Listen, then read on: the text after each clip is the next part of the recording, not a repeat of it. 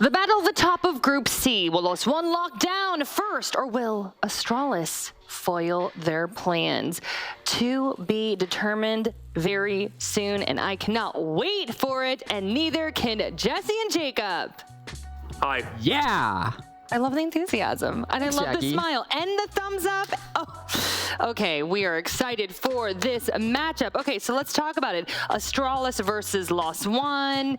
You know what? I feel like you guys have both been kind of fans of both of these teams. I haven't felt any bias. Is that wrong? I mean, I think obviously we're Astralis fans as NA biased I was gonna analysts, say, yeah. I mean, oNe's just a team with a great story, right? Struggled all year long, came into the Latin American qualifier, beat Fantasy and Furia to get the spot here at Six Invitational. Kind of underdogs, I think, coming into this event, so you can't not root for them. There's also a bit of a chip on their shoulder, and they really want to come out here and prove themselves like immediately straight out of the gate. But that's also the same case with Astralis having to bring a new player on the team. We've also talked about this to no end at this point, but I do like the fact that Astralis have managed to keep themselves in it. It was a bit of a rough loss. It was a great bounce back win against CAG last night, and to be fair, if CAG had somehow managed to come back and win that game, I think we'd be talking about Astralis as the team that again had potential and were destined for greatness, and then let complacency get in the way. Luckily, they got that win last night, and they absolutely deserved it. It's just a matter of continuing that momentum. Yeah, I love you bringing that up. Narrowly lost to OXG, beat CAG.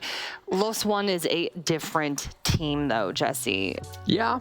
I mean, we'll see for Astralis, right? They've had their ups and downs. I think they've been a bit messy this tournament. There's certainly been some rounds where it felt like they could have maybe had a bit more coordination, a bit more structure on some of their takes. But in the messiness, like, it seems like they've done pretty well. I thought a lot of the rounds they were winning against Oxygen were rounds where they did get kind of chaotic, especially on defense, just pushing and taking some fights that maybe, didn't make a ton of sense, but worked out for them overall, right? So if they can keep that aggressive playstyle here against oNe, I mean, they could find success for sure. Okay, being positive, I like that. And Jacob, you've been giving the rookies a lot of hype. I love that. And you've been singing the praises of Spiff a lot. Yeah, because again, if you're going to make a roster change right before the World Championship, then we have to look at that under a microscope. But luckily, Spiff has delivered. Not only is this a fantastic stat line by itself, if you were to take out all of the different things about Spiff, the fact that he's a rookie, that he just turned 18, that he hasn't touched Tier 1 play before, all of that, and you looked at this in a vacuum, it would already look fantastic for somebody meant to playing Frag Ops. But the other thing about it is he's the highest rated player on his team through the series that they've played so far,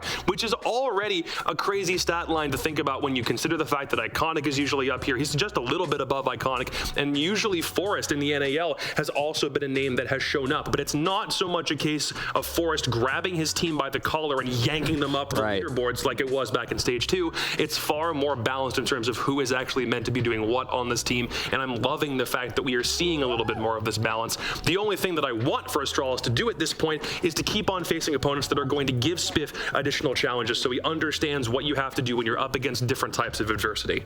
Big thing for Spiff, I think, has been consistency. He's on a positive KD ratio in every single map that they've played except for one. That was Cafe against Auction, where he had a career low -1 KD, worst of his entire professional career. Not a problem to me.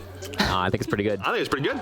I do want to focus on oNe, though. And, you were talking a little bit about their backstory. Both of you were. So what's changed here at SI, Jesse? Why are they doing so well now?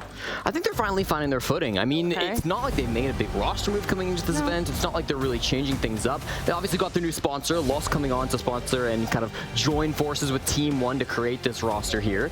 And I think they're really starting to find their footing again. They played really well in the qualifier. They were always kind of finding bits of success throughout the regular season. They never made it to a major after the first one back in Charlotte, I do believe. I think Maya's been a really strong force for them, but the rest of the players have started to step it up now and find that success alongside Maya. I mean, when you have a massive football organization with millions upon millions of followers partnering with you in order to create a team, and you don't do well, you're going to have to come back and face the music after the fact because so many more people now understand who you are. But something about this team that I also thought was interesting is that it mirrors the exact same path of the old tier, like Team 1 roster. The one that ended up going to a major in Mexico City and winning was formed out of the ragtag remnants of a whole bunch of other teams. Not to say that they didn't want them, but you had to find find a way to Frankenstein's monster this entire roster together. And that same thing happened here. It doesn't feel like it's being built with scraps because the scraps are performing incredibly well at this tournament, and they're also developing one specific guy into a superstar, right?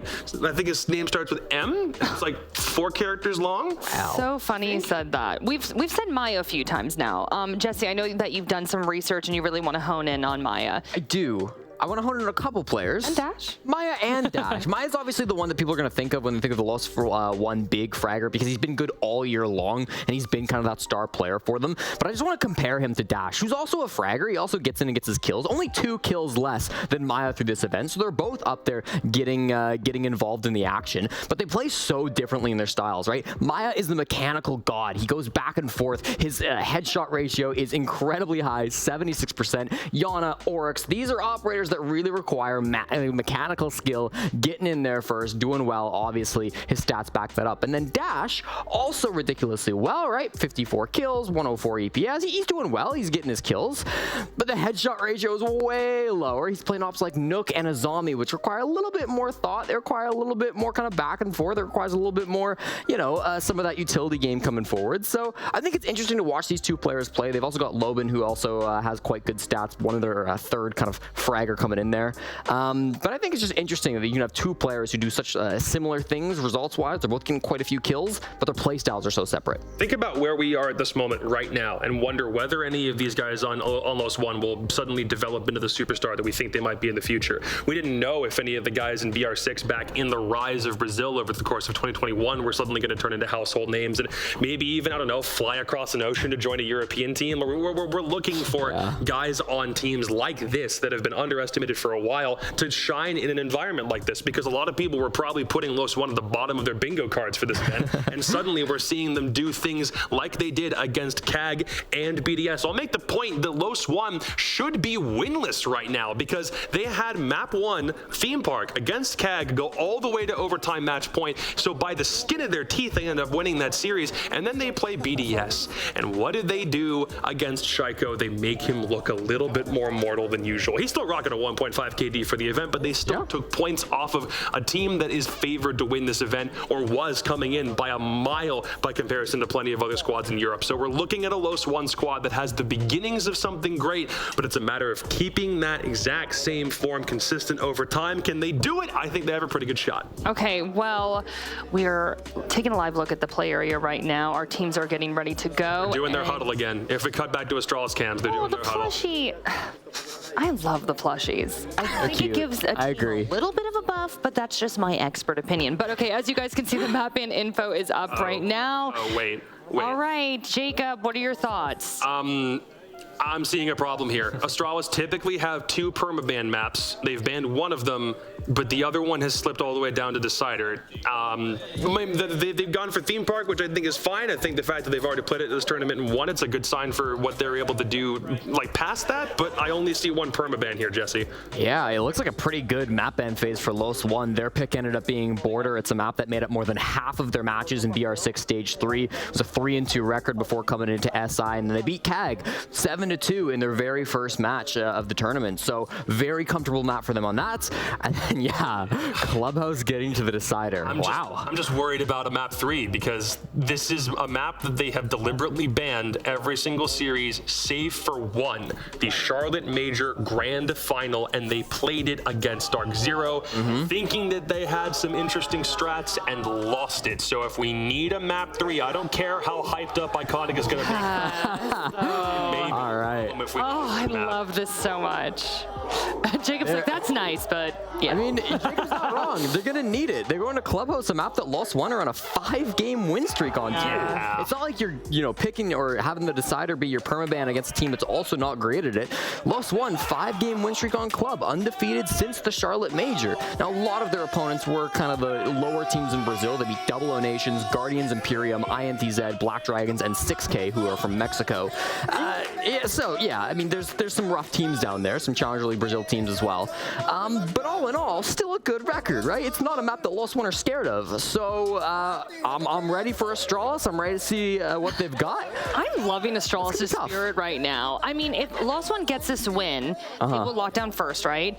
Do you think that I know it's a Maybe. little shaky. It yes. depends how the other results. But that's a lot of pressure, right? I mean, do you think that that's going to affect their mental game at all, or you think they don't care? They're just like here to do their thing. Their mental seems pretty good. This is a team that's always laughing, always making fun of the opponents. You know, there's a little trash talk in there. On the opposite side of things, if you're looking for an intimidation factor, Los One went up against a team with literally one of the greatest players in the world on it, said, I don't care, and like dumpstered him on a couple different occasions and had plenty of clutch moments. They are prepared for moments like this. And I don't think a team like Los One, if they're unintimidated by Shaiko, is going to be intimidated by 5 Americans all getting in a circle and chanting. So, yeah. I mean, you talked about how they had plenty of clutch moments. The numbers back that up as well. Yep. Last segment, we talked about how M80 were the second most clutch team at the tournament. Well, Los One are the third. They've got 1 fewer clutch than M80. They've got 7 clutches overall through the tournament, which is a fantastic stat line to have. And again, it kind of shows that resilience as a squad,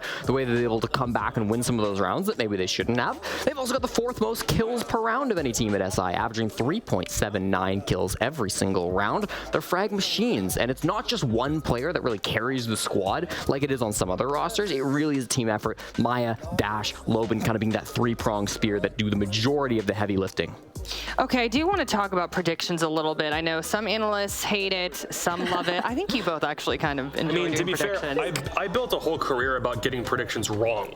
So, oh, Jacob. And I've been getting them wrong a lot lately. True. Should we not ask you predictions? I mean, Is Jacob gotta. going to jinx someone? I might jinx it. We've both been really bad at predictions at different times. We got to do it, though. I mean, Okay, you're fine. not going to get better unless you practice, to be right? fair, I think I've already cursed 1 or 2 teams out of this. So.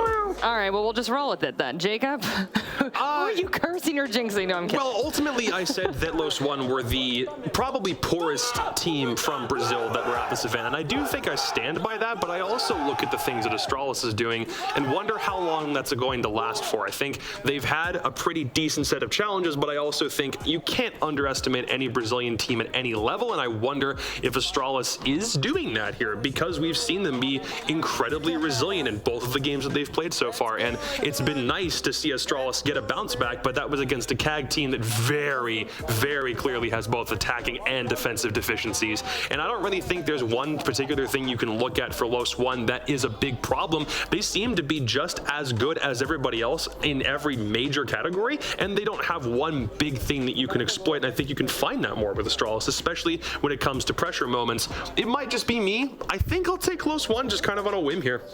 I like it, Jacob. I mean, I slept on Los One in the quals when I picked Furia. Yeah. I slept on Los One in the groups when I picked BDS over them. Yep. I'm done sleeping on them. I think I'm going to pick Los One to win this.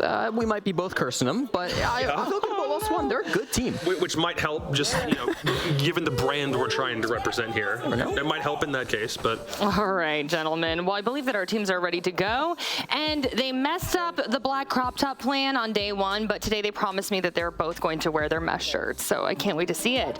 Des and Ace, take it away, and we got a Stream B pre-show coming up, so don't go anywhere. Thank you very much, Jackie. It's not Milosh this time round. It's me. It's Tim. Ready for a really good game. I keep saying that every time we come on camera, but genuinely, Los One, I think, have quickly become quite a few people's underdogs in this competition, Tim. I think, honestly, I'd put them above that. I think they've come out and looked over the first couple of days like a very, very good team. They are extremely deadly. We've seen them. I keep on singing Maya's name. Maya. It does. That is actually very true. And very, all day long. I love it. very annoying. You love a singer-song. I know what you're like. I do love a sing-song, to be honest. You gonna sing with me, That's how then? I like to warm my voice up in the morning before I start casting. You want to sing with me? No. Maya. I'm much more of a solo artist. I'm sorry, Des. You can do it, come on. Get behind the boy. The thing is, it's not just about Los One, it's also Astralis. It is. Spiff, we've been really impressed by. Top-rated player in this lobby so far. And to say that he's the rookie, he's doing extremely well. I picked up on him in the first game that we saw of Astralis against OXG. I said, I was actually very impressed with him. Really contributed to the team, had some important moments. He was a little bit quiet at times, but that's understandable. And overall, yes, very, very impressed with his first foray into LAN play and into play at this level. It's been very, very good. Honestly, I think we're in I mean, you've done the maths, Des. You've done the maths, and it will surprise absolutely nobody. Get the numbers up at home. They were quite interesting. That Des and I, at this point in time, have cast the most rounds here at Six Invitational. Yeah, so by a reasonable way. Excluding the last series that happened before this one, obviously, we'd done 214 rounds. Parker and Pengu 191, Happen Fluke 187, Blue and Stokes 182.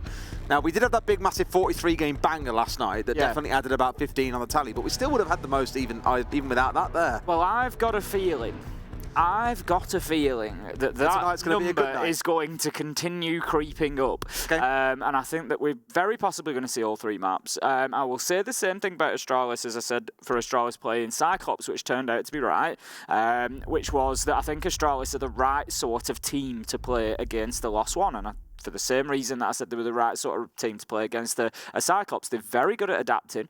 They're not scared of aggression. And I think that this is going to be a very close game. Flores and Ying are our first 2 bans. I think it could be as well. And it's one of those that I look at. We've spoken about so many of these players. We haven't even talked about Lobin yet as well, who came in with a lot of smart talk and has delivered the goods after a pretty rough, rude awakening back on day 1. Well, day 2, I think it was. Their first game came through as they had a bye back on day 1. This game is hard to call because the energy is going to be so high. What we have seen is that the average length of games has increased as the day has gone on, whether players are getting tired or whatever, I'm not entirely sure, but games have got a little bit longer. And I think I'm with you, Tim. This one could go all the way through to Clubhouse and even push right towards the back end of that map as well. Armory and Throne, where we start things out, it's going to be Lost One kicking things off on the defense for us here on Theme Park. So Astralis really going to be tested in these first 6 rounds. We know that many teams have struggled to attack on Theme Park. Let's see if they can break that curse. We know, and we've seen it in action time and time again on this site. The important thing, and there's been a strange contrast with it really, because on Armory and Throne we've seen, I dare say, very few wins for the attackers, if any, when the walls aren't breached, because there's only 2 single doorways on the way in, and usually the defenders come out on top when that is the case. But by contrast, weirdly, we've seen attacking lineups a number of times not bringing a heart breacher, which just baffles me, because if you want to do that on Bunk, if you want to do that on Initiation, Lab Storage, do what you want. But for Armory and Throne, you feel like you need it. You really got to have somebody. You got to open at least one of those walls. They've brought the Ace along, good stuff. I'd like to see all 3 of those Selmas successfully used. Maybe 1 on Yellow Stairs wall and then 2 on either barrels or maintenance, most likely maintenance, to give you an actual access point into site. You know, a comfortable access point. But I'd like to see 2 of the walls opened up, and then let's see how well the defenders fare at holding on, because it makes the site a lot more difficult to keep locked down. Not forgetting, we do, of course, have those hard breach rounds in the back pocket of J90, who can use this on the hatch upstairs. Yep. Imara is ready to go up here, up into break room, straight up. So Iconic falls down to Lobin elsewhere in the map. But really, you're looking at J90 to be the one here that gives him that hatch control, but it's simply not going to happen. Wow. Maya, Dots, Lobin lining up and deleting the members of Astralis. There are only 2 left, and it's J90 and Spiff. And they've got the problem that I spoke about. They do have the hard breach gadget, but it's very limited in scope in terms of the hole that it's going to open up. You can get through it, but it sticks you in an animation. So they are, if they get to that point, going to have to push onto site through single doors. But they've got a lot of work before they get to that point. It's 2 versus 4. It's half health for J90, and it is not looking pretty right now. A great job done by Lost One at bringing that immediate aggression. Now, I like that there's already one of the walls open, actually. One of the Selmas has been used on maintenance wall. So by opening this one, they are teaming up together. Until Lost One realise that they're both there together, they've got to be cautious of this area. They know they've got diffuser down though. That's not a good thing. Yeah, which not means for Astralis. Astralis need to work through site to recover the diffuser and then look for a plant. It just feels like the backwards way to do it. Surely you want to try and fight back for the ground that has already got things opened up. But Lobin, death from above. J-on goes J90, 4 still standing for Lost One. I think we all know exactly which way this first round is going, Tim, even if it has been a bit of a slower one. And here he comes now, going to find himself head first dunked into one of these barrels as the members of Lost One begin to surround him, circling their prey like a pack of vultures. He's not long for this world, and Lobin gets an easy closeout. Great first round for Lost One. That's the only way to describe it. There was a flurry of kills towards the beginning of the round that almost exclusively went Lost One's way. And from that point on, Astralis were pretty much done in round 1. So they just need to bounce back from that. It's round 1. It's really not the end of the world. You know, Lost One got themselves a few kills. Astralis just need a good round to get back into it. What they need to be careful of is that doesn't continue to happen round 2, round 3. Even if they lose the rounds, they need to be competitive in them, which they weren't then. And Lost One is going to take us down to lab and storage this time. So I imagine there will be a reasonable top floor presence from them. That's what we have seen over the last few days when teams have been defending this site. They tried to lock down particularly access to cafe, but they'll do that by holding on to bunk, daycare, break room and all those associated areas. Interestingly, this is the third most popular site on this map. Only 2 players ahead of Initiation Room Office. Lab Storage sat on 14, Initiation is sat on 12. But we did kind of comment before that we had seen a lot of teams going in towards Lab and Storage. And I think where many teams have been finding success is not really playing the site itself, but playing the vast majority of the map, contesting all the way out towards Cash and Dragon, moving their way back across to be above site itself around Cafe, and then looking to play around site later into the round. It just asks a lot of questions of the attackers and gives them a lot to do in the round. So especially when you're against a slower opponent, not that Astralis are slow, but normally against a slower opponent, it's a really good way of making that clock run down, because directly hitting the site is just so unfavorable to the attackers. You're guaranteed to jump into a frost mat. As you can see here, you've got these Goyo canisters scattered around as well. It's just not a pretty site to hit direct. You do have to go through generally a full map clear and get control of Cafe. J9O just leaving his Twitch drone on one side there. If you're wondering why he didn't take out the second Vulcan canister, it was because his Twitch drone needs to recharge. It has run out of little zaps. Now we're going to have Forest is downed after Dash was taken out, so that effectively leaves us 4 versus 4, although Forest is quite deep into the map, away from the defenders, so he might actually have an opportunity to be collected. His team are just going to have to be careful to make sure that they don't lose 2 people in doing no chance at all. Lobbing goes in. He is far too close to be risking picking him up. He knows that the man is down in there, will find that kill, and Shuttle just dipping away at the wrong time there. Sees the man, but it's Spiff who's going to get the kill. Iconic as well, and this is a much better round from Astralis. It is a lot better, playing off each other as well. They've punished Loeb in there for going to finish off that kill, and I understand what he's trying to do, but it feels very risky to be looking into break room, knowing there could be a player on the rappel. It's so easy for the attackers to be there, but isn't immediately punished for it. Instead, it's by Spiff as he pushes into Arcade and then does the business instead. 2v4 for the side of Lost One, and Astralis look like they are in a good spot to be able to claim their first attacking round. And they've got all the time in the world. They've got 1 minute and 15. You know, they can just take their time. They've got the top floor control. There's nobody up there to challenge them. Maya and Dots are both back on site, so they can really just try and find what's going on. A nade comes in. There is a down, but it's really not going to matter as Iconic. He's going to be able to stick the plant if he chooses to. He's come off it for the time being because of the challenges from Maya, but that's the answer. Just don't worry about the diffuser. You don't always have to. Just go in and get the kills. Maya there going in for the read, I think, onto the potential plant that was going down initially, going where it heard that sound last, but not aware of Shuttle coming in from Arcade side. So we've had 2 rounds here, Tim, that have been very similar, but for different teams, where early kills have come through in a flurry. 3 quick kills for either team, basically leaving 2 left alive on the other side to try and piece things together. So we haven't seen either side really establish themselves yet. Maybe we'll see that going into this 4th pick preference site of Initiation and Office. Interestingly so far, skipping the choice of playing Armory and Throne. Here we go then. We're going to be setting up with a nice little line of sight out towards Cash, so it looks like Lost One maybe somewhat aggressive, not reinforcing out towards that side, just going to sort of play a line, hold it and prevent Astralis from pushing in by the looks of things. Like I say, you'd normally expect a little bit of utility on the east side of things. Are we going to get some reinforcements? Yes, we're going to get some reinforcements finally on the initiation wall, but there's little else, so it's almost as if Lost One are, there we go, we've got another one. They're going to leave that hole open so that they can peek around into it, but they're sort of almost inviting Astralis in here, you know, invite them in and then challenge them when they come in. What I do like about this site is, I remember back when Theme Park first got reworked and released back into the pro map pool, I think it was Train Hard at the time against Na'Vi, I want to say it was. And Na'Vi did a wonderful job of just hard denying on this site by getting mute jammers basically in a line, down the wall from the office wall on the single doorway, down towards the waiting room, also down in towards the doorway coming in from control. And Trainhard just kind of met themselves with the inability to get past it because they were stacked upon with mine magnets, ADSs as well. Nothing really worked. Iconic there being paying quite a high price for not being aware that you might find a member of Lost One at any given window or doorway and being taken down. But to come back to that previous point, I do think really Astralis should be able to, work their way through. They're obviously clearly quite a competent team here. No frag grenades on side to burn through doorways, but we'll see how long that line of mute jammers holds out.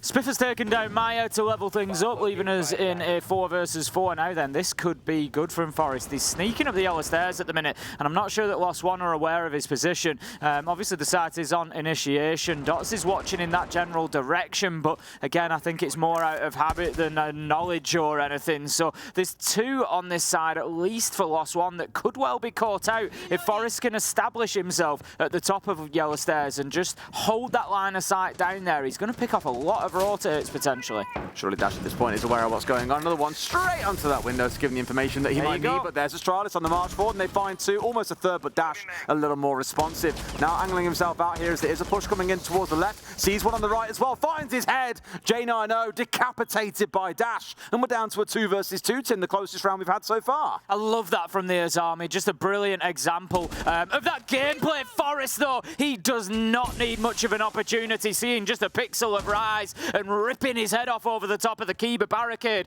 leaving Dash now in a 1v2. Spiff straight in, getting the diffuser down, and this is another nice round from Astralis. We're going to have Dash having to fight his way back into sight. We'll use the rotation back into initiation, moving his way through, just sort of slowly seeking, but with no information ahead of him. He's having to face check everything, and he's going to have to find 2 kills. He's got to try and find the one man in here. That's the back of Vault. Now he knows, and he's expecting the swing to come out. Why wouldn't you? Gets the right read that someone is coming from behind, using this keeper barricade, but can't quite use it. Forest on point with his shots that round.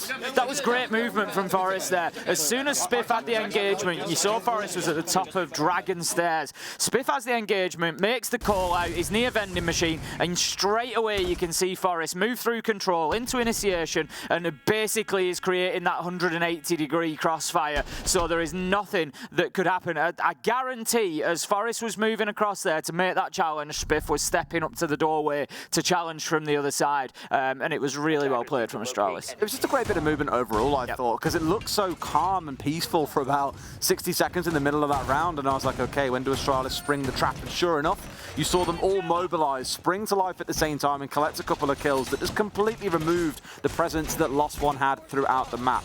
Really good execute coming out, and a really interesting first 3 rounds where, again, we've seen either team have a really dominating round, and then Astralis capitalize in the 3rd round on the ability to execute all as one. Let's see how we do in the 2nd quarter, though. Now we are going to step down to that downstairs site, Tim. It's Armory and Throne here in round 4. 10 seconds left before insertion. Okay then, we had this back in round 1. It was the only successful defense that we've had so far from Lost One. They were able to lock it down. It was 3 kills early in the round, basically, that made it very difficult for Astralis to do anything. Look at this aggression. It's Lobin on the Mozzie. He's just going to be waiting right on the threshold there. Very keen to get himself out of that door if the opportunity presents, but no, the E1D scan is going to back him right off. We'll see how long it takes Astralis to push through here as well. I think Lobin's expecting to get pushed, maybe naded up from below here, so he's got to be careful. All of Astralis, by the looks of it, basing themselves on this east side of the building. 1, 2, 3, and 4, so there is one missing somewhere, but no doubt he'll turn his head up. There he is on the southwest side. But these 4 want to get themselves inside a cache, I imagine, get some top floor control, get the maintenance wall opened up, and look to start a push off from there. Just being mindful of that potential flank coming out from Lobin. I like this, getting the wall open nice and early. They did it last time around, 45 seconds in, and they're going to have an awfully big breach into sight. I'd like to see, as I said before, a little bit of pressure on that yellow stairs wall as well if they can achieve it.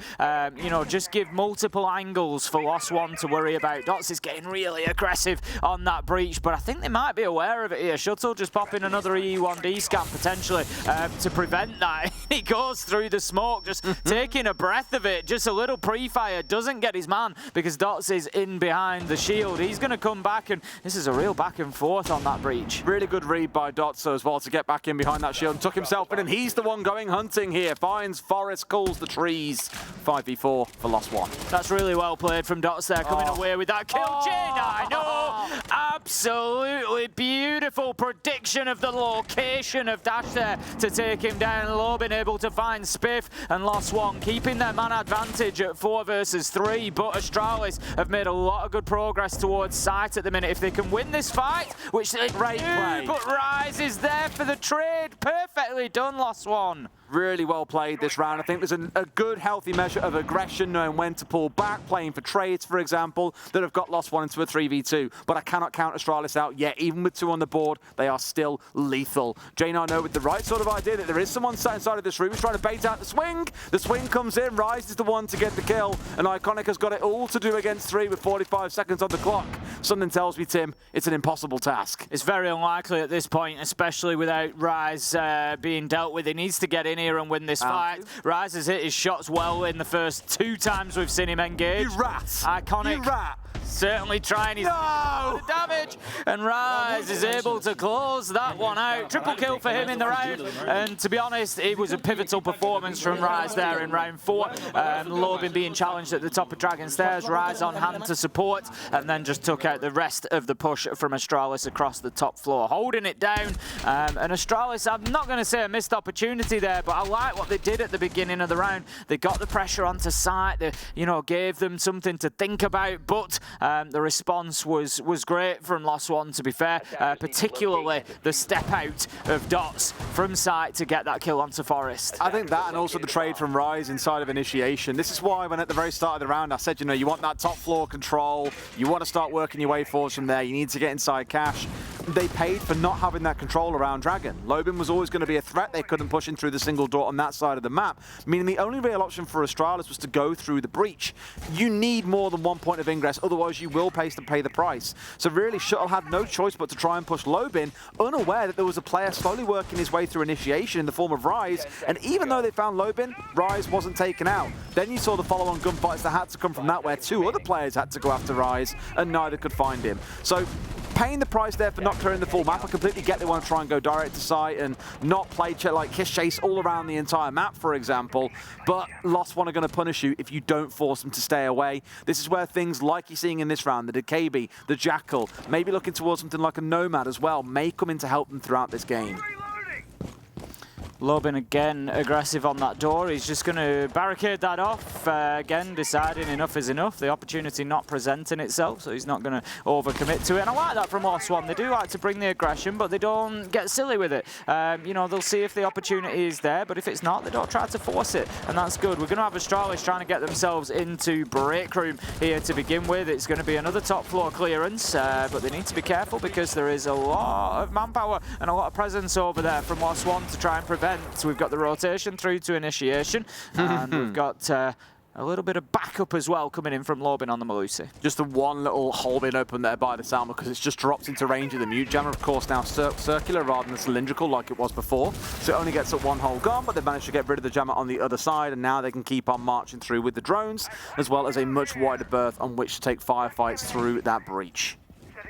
Spiff's going to come head-to-head in a moment with, I think it was the Malusi that was playing up there. It actually looks more like the mute that's backed off, possibly Rise again. That's going to be going for the challenge. They are both there. Spiff, we know he's got the ability to come away and find both of them given the opportunity. But right now, Lost One are playing a clever game. They're very mobile, Des. Every time they sort of get close to an engagement, Astralis here, Lost One maneuver and change, and they've burnt 1 minute 40 now without anything really resembling a gunfight. It's what I like about this site, again, is you can play so much of the map and just keep on falling back in waves, and Lost One aren't surrendering map control particularly easily. They are forcing Astralis to have to work for it here. They don't know where most of these players are. Again, it's like trying to chase smoke. You simply can't chase it down, and here comes one on the step out, but immediately there's an answer. Spiff there, onto Rise, dash down to about half HP as well. Lost One finally getting caught by their tails. Yeah, that's good from Astralis. Spiff stepping up when they need him, and getting the kill onto the pivotal Rise from last round, in and getting the defuse diffuser down actually here, not messing about. Spiff on the cover, manages to get one onto Maya. Lobin is there for the trade, but the damage is done. The diffuser is down. Iconic J9O, they managed to get 2, leaving us now in a 4 versus 1. Lobin, he is really on the back foot here. Beautiful shot on the window. Can he get himself a second? No! Shut down as he comes through the door. And Astralis, they get themselves back into the lead. Let's go, spin! We are going to struggle to understand what Lost One say, of course. Astralis will have a better chance. Yeah, I mean, I know slightly less Portuguese than I do French, so it might be... to be fair, I know more, because of my days in LATAM, I know more siege-related words, to be fair. Like kitchen, you're a pro at. Yeah, things like, you know, kitchen and dining room and stairs and things like that. So you'd be great in the house, mate, but not anywhere else, it sounds like. Ah, stairs, good. That's about as far as you get. I can just imagine the kind of chaos that would cause. Alrighty, good round from Astralis. And Lost One, I know we're talking about, okay, they're playing well here, they're moving, they're dancing around a little bit and not really directly giving themselves up to Astralis. What I love from Astralis is they kind of found the weak point there in the armor, pushed straight in towards site once they got a kill and chased Dash away with the half HP hit that he took, got that plant down and then forced Lost One into a retake. That is where they struggled a couple of times in this half, is on the retake, but for the NA side, up 3-2 on the attacker theme park, you will not say no to that any day of the week. In case you're curious, by the way, this map played 8 times throughout the competition, 59% defensive win rate. Okay. There are 4 maps that are actually quite high in the defensive win rate. None are below, I think 47 was the highest, also the lowest that I saw when it came to defender win rates. I like long gone days of like the 37% of like coastline, for example. I like this from Forrest, just moving in, going to keep himself using the Hell Presence reduction device, keeps himself off the cameras so they won't be aware that he's got himself up to the gong door. A good start from them. Always like a little bit of knock play. We see a lot of knock bans now for good reason. Very powerful, very quiet operator. Sneaks up. And Forrest at the moment is sort of working very solo on that east side of the map while the rest of Astralis trying to push from the west side to put pressure. We've got 2 putting pressure on Break Room, 1 pressure in Cafe being joined by a second. So Forrest is possibly one to watch as he just sneaks his way in. I mean, surely you expect there's a player behind the shield and you're just giving it in for free here. On the step out, will he find a second? No! J9O nice and low has got to hit a headshot on the reverse if he wants to win this, as he's down to about 25 HP, a single bullet enough to put him in the grave.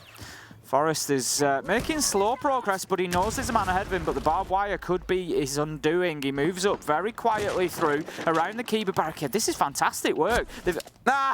Oh, sorry, Forrest. You muppet.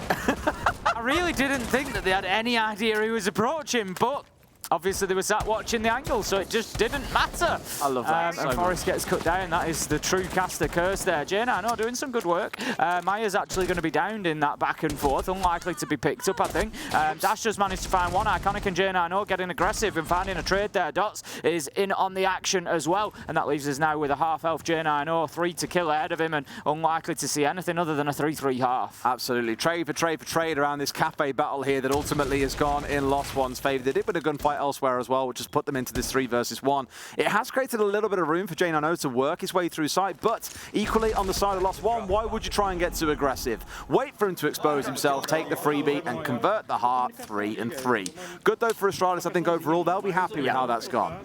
Well, this is, you know, coming in, you've commented there on the defensive win rate. They do have the advantage, so it's definitely possible for Astralis to put in a 4-2 half and take this 7-5 overall. That much is for sure. I think we're probably going to see a slightly different Lost One on the attack. I think we might see them just up the aggression a little bit, moving quite quickly. Astralis, I'm not saying that's going to work because I feel like they are the sort of team that can adapt and play into that, not a problem. But we'll see how it pans out. We're going to be armor and thrown for our first defensive round of Astralis.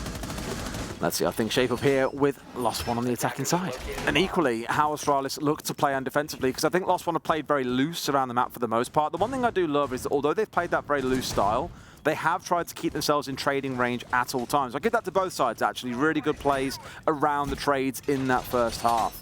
So maybe you'll see a similar sort of style. You may see it a bit more independent, looking to control more of the map. Depends on their confidence coming up against Lost One, though, and how much they respect their attacking prowess, I guess. 5 seconds to go. I mean, that DKB already screams to me that Lost One are showing a bit of respect here to Astralis. Yeah, and also that they want to, get moving across that top floor, put the Dokkaebi calls in, sweep across, get the kills. But look at this. This is A, aggression from Astralis, but also B, they've got, I think, 4 players on the top floor at the minute. They've actually just dropped away as I'm saying that. So they've dropped back down and sort of towards site. But, you've got to be careful with that because obviously there's always the opportunity for just pushing straight into site. But it shouldn't be too much of an issue now. I think we've got 2 or 3 up on the top. Yeah, I think it's the read on the stage of the round as well, right? Generally in the first 60 seconds, especially on a larger map like Theme Park when you spawn away from the building, Cafe's very similar as well. You know that there's a good chance 1 or 2 players are sat on drones whilst 3 look to establish some early control, getting themselves contesting a balcony, getting up on the roof. So the only thing you're going to see inside the first probably 30 to 45 seconds, unless there's an Amaru, is going to be drones running through the map, just like this. You take those drones out, you back away, you let the phone calls come through from Lobin as well, any utility that has to come through, and then get yourself back away to safety. I'd much rather see this style of play than one where you just go, let's sit on site because we're too scared about what might come. They are getting out on the map and burning through drones. They've killed 4 off so far, for example, and now 60 seconds in, they are looking to play a little bit tighter together. A couple are playing back downstairs. One can't decide if he's upstairs or downstairs in Iconic this is, but that means Lost One now have to re-drone things, and it really slows the attackers down, which is great play from Astralis. Really good map management. Forrest is going to be getting his engagement pretty soon, potentially, unless he chooses to hop over the mezzanine balcony. He's going to be picked up there. The drone will be lost, but Lost One are not messing about. They're going to be chasing that in. We've had Shuttle just watching the hatch from underneath, so there's obviously an assumption that there's going to be some progress across from Lost One here. Forrest is going to get killed out. I said his engagement would be coming. He doesn't manage to win it. And there's also J9. Nitro comes out from Shuttle underneath, but does get shot down. Lobby manages to find Iconic. Dashes down in the mix. Iconic was the guy that got him down, I think, though. Yeah, J9 has gone by the wayside as well, so that's the top floor cleared out. We're in a 5v1. I can't see Dash not getting picked up. No. 5v2 though. You've got Shuttle. Sorry, 5v2. Fine. 1 C4 still in the back pocket of Spiff as well. It is a tall order to ask you to hold out against this again. I think Astralis have played this round really smart. I think the way they played the map has been perfect. They've just not come away from good gunfights against Maya. Shock Horror, the absolute demon of the whole competition so far, is doing work. 2 kills in the round after a quiet 3 and 4 start to the game for Maya. Has pretty much guaranteed that his team get through this round relatively unscathed. A few bullet holes obviously taken through Dash and Maya, but outside of that with 20 seconds to play, start getting a bit nervous when it gets this close down to 0 though, Tim. But they've also not hard-breached anything, Des, and I explained earlier why that's a problem on this site, because they're going to have to come in through single doors. As it was, all 3 of them ran in through a single door at the same time and got a couple of kills. But it's always a risk. That's something that one player can just mow down very, very quickly. Those kind of spots where you're pushing numbers and advantage in through doorways, so at the same time, although it looks messy, you just play for the trades there. You know if your teammate in front of you goes down, the chance of them spray transferring from one to the other is relatively low. It does happen, don't get me wrong, but it's difficult. You have the chance to instantly take aim and click the shot, and away you go. That person is then dead. So a good little 3v2 there played out by Lost One as well. Looked a little bit ropey for a few seconds, but had the right idea towards the back end of things. Again, I'd like to see more of that from Astralis, so I think they played the round really well up until the point they lost their 3 members, and that came down largely to the gunfights. A couple were caught off blind, for example. Maya had a brilliant round overall, but the actual playstyle itself, I think, was really good. We're going to move to Bunk and Daycare then. Astralis choosing not to double down on Armory and Throw. I'm going to head upstairs instead. I'm interested to see which side Lost One push from. Do they go direct and try Break Room and Cafe, or will they get themselves established and move across through Initiation? We will see as we spawn in and begin the round. But Astralis, they need to, ultimately, I think, the big loss on that round, as silly as it sounds, is just losing the gunfights. It is, yeah. There was J9 and there was Forrest upstairs, and they were, there to play their lives and to hold off that push across top floor, and they both lost their lives without response. They were caught a little off guard. They were, but, if that's what you're there for, you should be on guard. One or 2 seconds difference there, and Maya doesn't get a 2K to start the round off and put you on the back foot immediately, right? But, yeah, certainly something that they need to be looking to improve this round. This gunfight, for example. Oh, the pixels. The number of times we've seen a matter of pixels being between one player and a kill is ludicrous. Maya comes in, but do they know about this player tucked in towards the back? Surely they do. I've just heard a drone rolling around as well. They must know that he's here. Iconic taking one, but Maya's first. No! It's a direct trade. Iconic doing great work there to draw in 3 players. A drone also rolling on through, and to get the trade, because he's one of those operators as the Jaeger that your gadget's already down. You've done your work during setup. You are just a warm body, a walking gun at that point. Maya, frag grenades off the board, an operator that's not there for the execute when you need to be pushing multiple angles. Information. Well worth it. A lot of information from those Gemini decoys as well. So yeah, big loss, but with Maya going, and also half health damage going on to Dash as well, is going to be a big factor in the later round. J9 going to find Lobin, and this time the advantage is for Astralis. We're going to have a Selma charge detonated any second. Dash might just get caught out here. There is one on the arcade stairs. Forrest doesn't peek, he heads back upstairs instead. But had he looked around the edge of that Kiba barricade, he might have just got himself a free hit on to the knock. The Kiba barrier position on the main stairs stops you getting flanked up by the Nook, for example. Like, they can't walk up without having to smash through it or destroy it in some way. So he is so safe up here knowing that he can't be backstabbed, and all his attention can be towards Cafe, towards the arcade window, up towards Break Room. Just gives you one less angle to worry about, which doesn't sound like a lot, but it can mean everything when you're playing that position.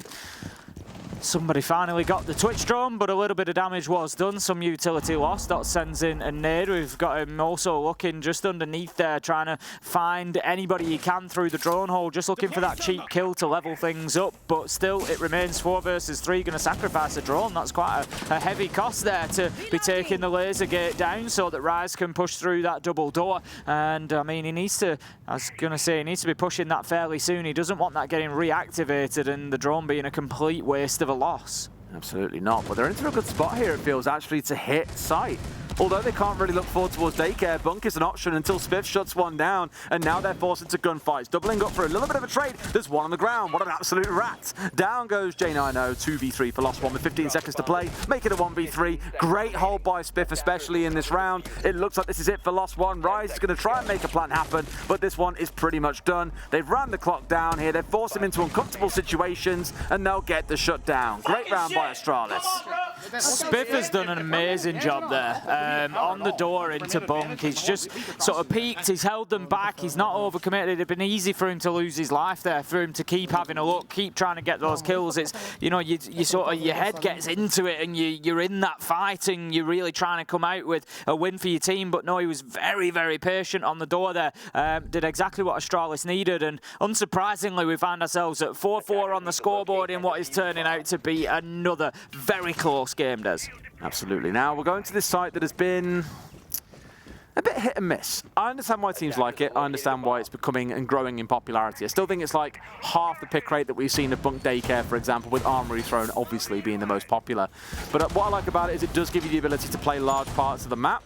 As Lost One showed us back in the first half, it can also leave you a little bit exposed. All it took was Astralis to get a single kill, and site was opened up wide because the other players were all playing around Armory Throne. One was up towards Dragon. It was a long retreat all the way back to be able to contest site, and then it's got picked off one apiece. So we'll see if Lost One spot themselves a gap in the Astralis defense here, or if Astralis play a little bit more of a tight-knit game here and keep Lost One at bay.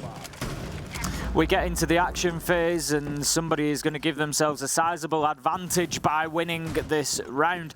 It really starts pushing them towards having that map point opportunity. If you can get the next 2, then you get sort of not a free chance, but you get an extra opportunity to close this one out. And neither of these teams want to be starting things off with an overtime game here. As you've said, there's the late games have sort of tended to provide that quite often, and whether there is an issue of a little bit of fatigue for the teams, they'll be obviously sleeping in a little bit in the morning, but ultimately they've still been up for a large majority of the day. They're not going to be sort of in bed until 5 p.m. That's what I mean. You're not.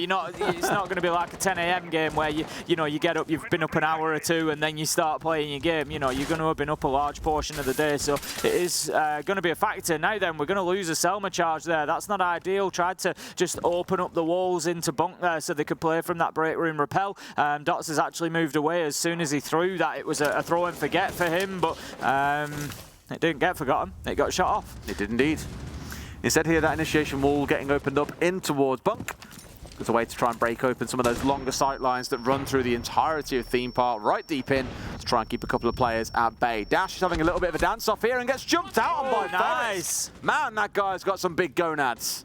Forest straight out the window, gets his reward and straight back in. That is a great opener for Astralis. It puts them on the front foot. Now they do have a little bit of a problem here. Lobin has just walked on into sight. Gets himself an absolute freebie and certainly leaves Astralis saying, guys, there's one inside.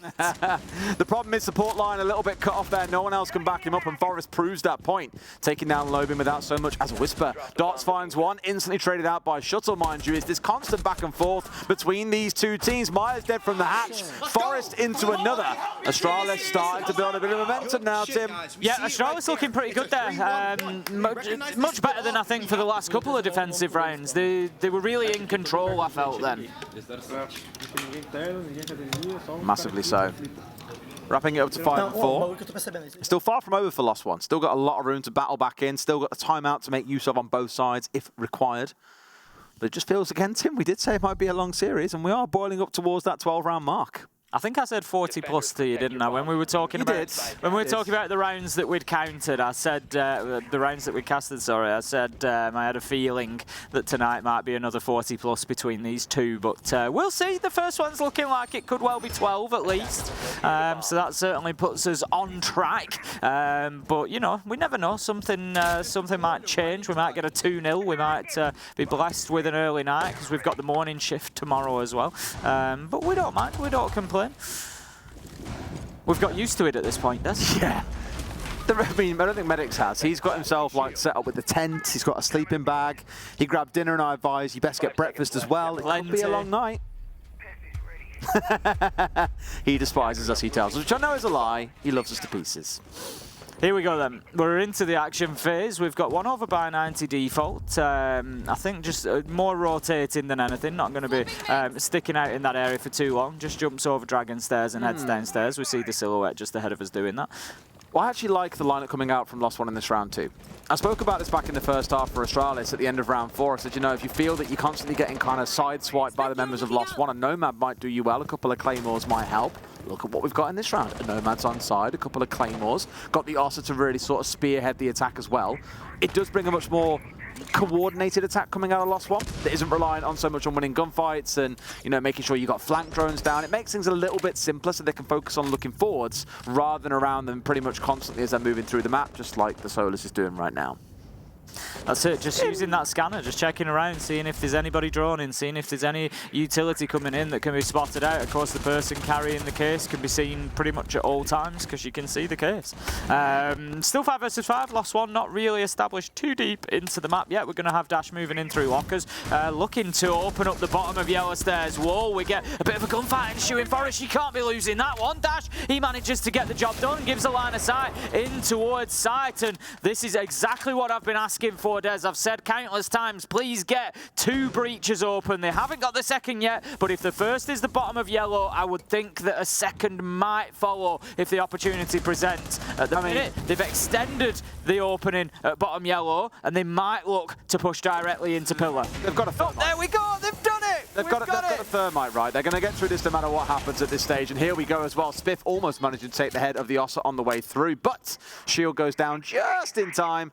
And he's going to keep himself alive. Noggin still firmly on their shoulders. Maya looking to move his way forwards 2 here and try and establish more control inside of the site itself. Lobin comes out and finds Iconic with the suppressed gun charging on the way through. Still 3 left here for Astralis though, but you are coming up against 5 on the other side.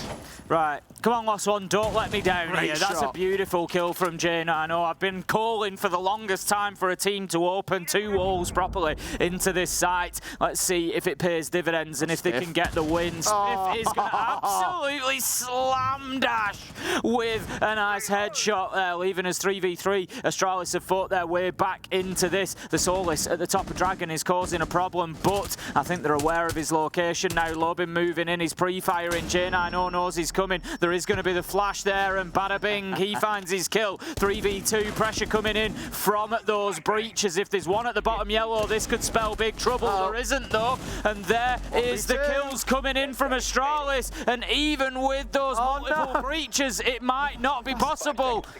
You got to go fast on this one. He knows he's tucked inside the corner, gets his legs as well because Shuttle clearly can't see because of the soft wall that is still intact. Knew he was there, played it out nice and slow. Far closer, truthfully, than it should have been. Again, not forgetting that Lost One were in a 5 versus 3. But I think the issue they had there was players were still being a little bit individual. They weren't looking to group up behind the Ossa, for example. They weren't playing in behind flashes. Whatever else needed to be done, it was still quite individualistic at times. But they get the round win, and that's what matters the most. It is. You know, I won't claim that that was purely because of the 2 breaches, but it is, like I say, a step towards the right way to attack that site. Get as much of it open as possible so that you can avoid those pesky single doors, and also it starts removing those places of safety. For example, you might have, if the yellow stairs wall is open, you'll get people playing by Foundry, play hard against the wall, but once maintenance wall's open, they can't do it the same because you start being exposed to new angles, and that's why it becomes so difficult for defenders to stay inside of sight. It worked out ultimately for Lost One. It was still close. It's still a very good sight even with those breaches, but that is leveling us up 5-5, and we are getting at least 12 of Theme Park. It's another one of those games as well, Tim, where I feel like we're seeing the impact from every player on the field. I mean, looking down Astralis, it's easy to say everyone's having an impact. Look at the kills, 6, 6, 6, 8, 8. On the other side, it's a little bit more varied, the lowest being 4, the highest being 11. But you can think of rounds back in that first half from Dash where he was having an impact running around the map, keeping the enemy team busy as well. So, as it stands, we are in for a real treat. We are in for that team-based series. I think it's what we enjoy the most. Seeing one player drop 20+ kills is fantastic, but team-based series where it's about the team, not the individual, far more rewarding in the long run. We've got Spiff on the Azami playing on Dragon Stairs. Going to try to, I think, make life difficult for them to get into control. Rotation opened up by the Capcan of Iconic to allow him through into Armory. So plenty of movement, plenty of attention around the map. I won't necessarily call it aggression because they are generally Astralis playing in behind utility here, like the Keeper Barricades, like the Black Mirrors, just trying to make life as difficult as possible for Lost One for them to move in. There's not going to be any clean challenges for Lost One, I wouldn't expect.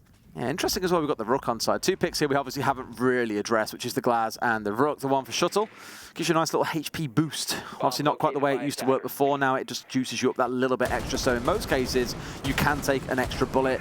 In very rare cases, maybe 2, depending on the distance. As for the Glaz, I'm not too sure about this because there's only the one. There's only a couple of smokes in back pocket as well. It does help in this kind of situation when you've got a mirror window to push into. And maybe that's the read they've had. But Lobin did have this hovered right from the start of the phase rather than bringing it in for attacker repick. So something tells me he just really wanted to run this operator.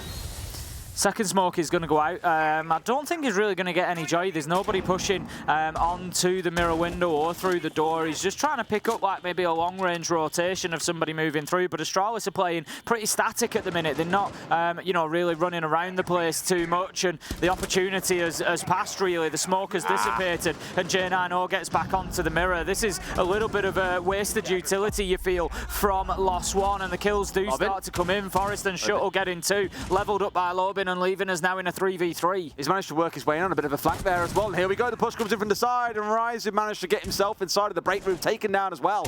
Lobin still looking to move, goes for the naughty little shot coming out there with the bearing, but can't quite connect. Dash finds another. It's down to a 1 versus 2. Dash has been playing well so far.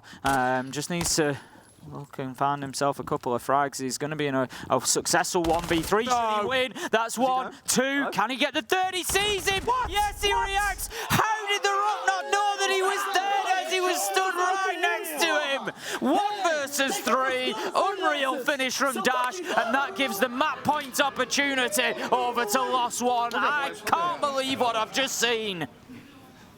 I thought for a second he disconnected or something because there was this 1v1 gunfight going on, and the response in those situations basically 99% of the time is to swing out and make it a 2 versus 1. You go low, the player behind you stays high, you win that gunfight every day of the week. But I think what he assumed was the gunfight was won and he was going to rotate back through the little rotation in the wall and then come through the door to his left, but I don't know, that felt a little bit strange there. I'd love to know what happened, and maybe we'll find out later, but hey-oh.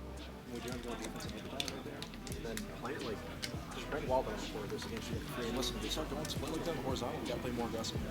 Yeah. Actually, power them up, we just looking at 10 shots.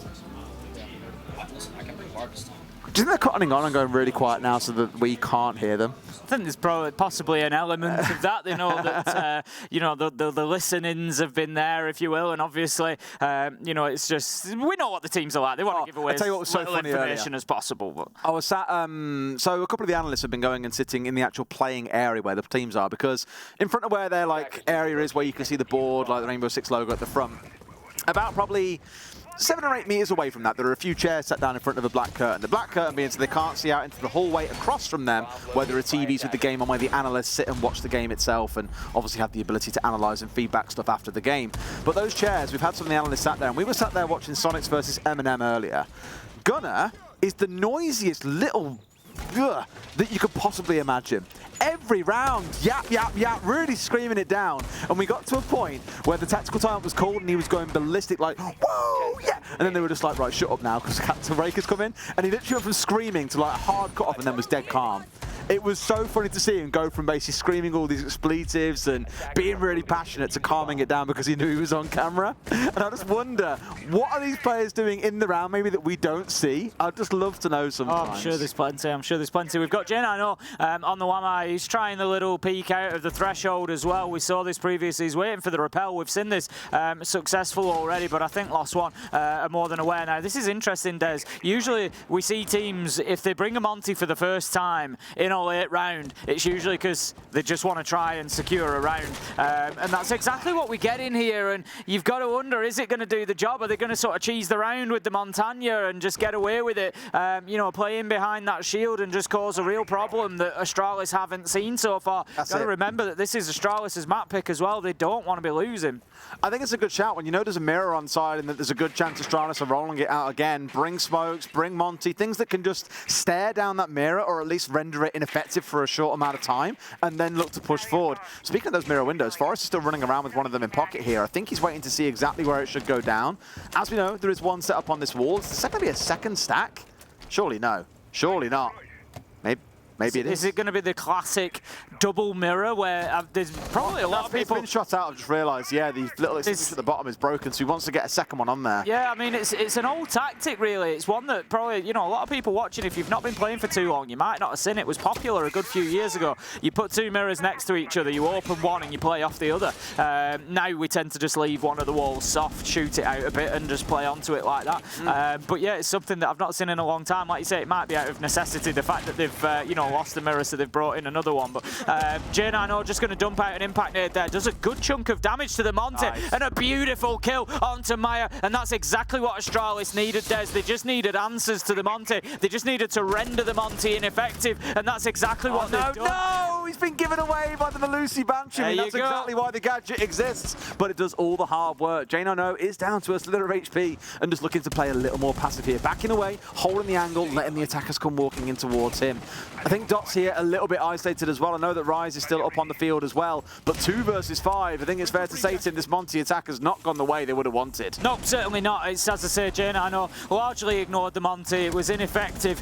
He was able to find his kill around the back. Forrest is going to find the kill to finally finish him off. That's the shield gone, and it's all up to Rise in a 1v4. Jane, I know, low health, but that's about all that he's got going for him. They know exactly where he is. Now, Impact Nade comes out, but he's not going to quite do the job, not even going to do a tickle of damage. He's going to come around this corner looking for it, but surely there's somebody watching. He knows that there's somebody around that bomb chassis. They've given that away a little bit free, Astralis. Nobody else there ready to challenge as Forrest goes down. But with time ticking away, very unlikely that Rise is able to find anything else here. I think he's going to switch over to the pistol, but no, Shuttle finds it, and we're going to overtime. For the first time in this series as well, Tim, and I have no doubt with how close it's been, we'll see more of this. Right, it's going into a quick tactical timeout, so this is where we shut up. Essa capa é perfeita, só pouco eu rolei. Faltou a pressão de cara no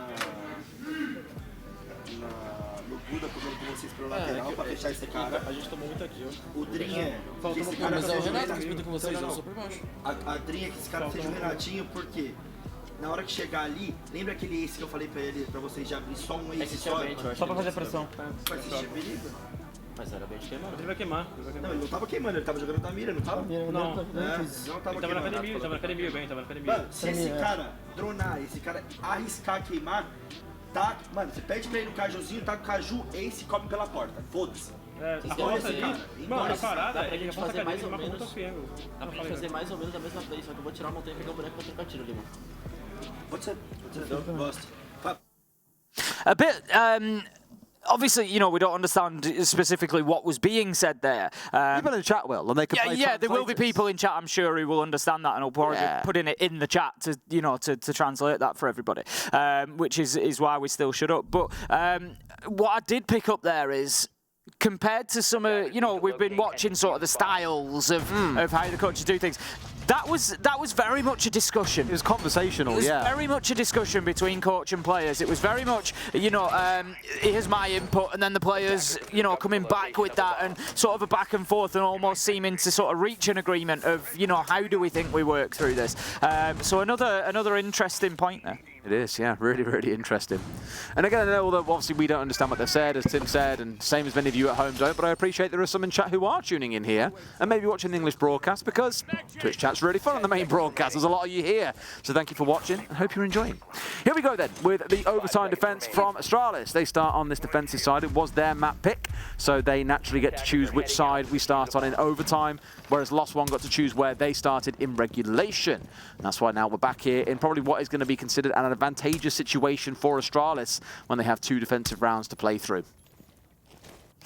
Dash straight away, aware of the potential for those peaks, not going to be giving anything away too easily. We've seen J9O previously in the last round, right up on this door. This time it's going to be Spiff. They're really keen to try and get a kill onto the rappel. I just don't think it's going to come, if I'm honest, because Lost One have been so aware of it. They're very unlikely to be giving anything away to that. Rise straight up, opening the hatch, the top of yellow stairs, and already we see Astralis sort of being pushed back a little bit. Spiff dropping away, over Dragon, down back onto the ground floor, and there's not too many of Astralis left up on this top floor now. No, backed away quite early, and I mentioned earlier on how pleased I was with the way that we saw Astralis defending this map. Here he's trying to get his way back up, but Lobin is ready. Takes him out for basically free there. About half his HP lost in the process, so not entirely for free, but it's still a good player to have off the board. Though, we did comment on this earlier on, it's the Jaeger. Gadgets are already down. You know, main value in the round being added already. He is free to take those kind of risks, because if you get rid of the Lion, you remove flashes, you remove the EE1Ds as well. It is a lot of value to bring to your team if you can get that kill. So medium risk, but high reward. Iconic, certainly worth keeping an eye on out there. He's managed to sort of squirrel himself away into the back corner of the map, and if he doesn't get picked up by drones, which as a soloist, it does give him a little edge to try and keep himself off those, and he can sit himself in gong for large remainder of this round. He could well play spoiler, so keep an eye on Iconic as the round progresses. Oh boy. Bam! No! No! It's a solid surface. surface. I think he assumed he was, because I assumed he was as well, just inside Cash, but no. Cash is that little bit further back. We've all been there, Tim. We've all been there. We have. We absolutely have. It's difficult to remember sometimes exactly, you know, where the concrete parts start and where they end. But Iconic, a little bit unfortunate there. Dash knows that there's one just playing on the outside, on the inside of that breach, and he's just going to cautiously move his way across and see if he can find himself a little peek. Rise manages to get a nade kill, lobbing onto Iconic. This is not looking good for Astralis at the start of overtime. Spiff manages to do some damage, but the diffuser's going down here. Dots is going to look to get that plant. There's Forest manages to find one. Forest finds two. Rise will get the kill onto Spiff. It's now all up to Forest. He's going to need an ace here, Des. And he's down to 25 HP. It's just likely not to happen, is it? Does it for Astralis there in that first round of overtime. Lost One, winning the attack. That is a big deal. It really is. That's a bit of a turnaround. We've seen it as 3-3 previously, so no real advantage either way. But you just feel that Lost One had a really good defense of Armory and Throne. They were successful down there twice. And there's a good chance here that they're able to close that off. You know, by contrast, Armory and Throne was won by the attackers both times when Astralis tried to defend there. So a little bit of a side choice question for me on that one, but Lost One makes perfect sense. Straight into Armory Throne. They've got a 100% record there. Let's see if they can close this game out. It's a real nice thought when I think about it, Tim, because obviously we're at Friday night. It's kind of the end of the working week for many people at home. Just sat down to watch some Siege this evening. And this is a game that is worth sitting down and watching. potentially going all the way to 15 if Lost One cannot hold on here. Maybe they will, maybe they won't. We'll find out in the next few.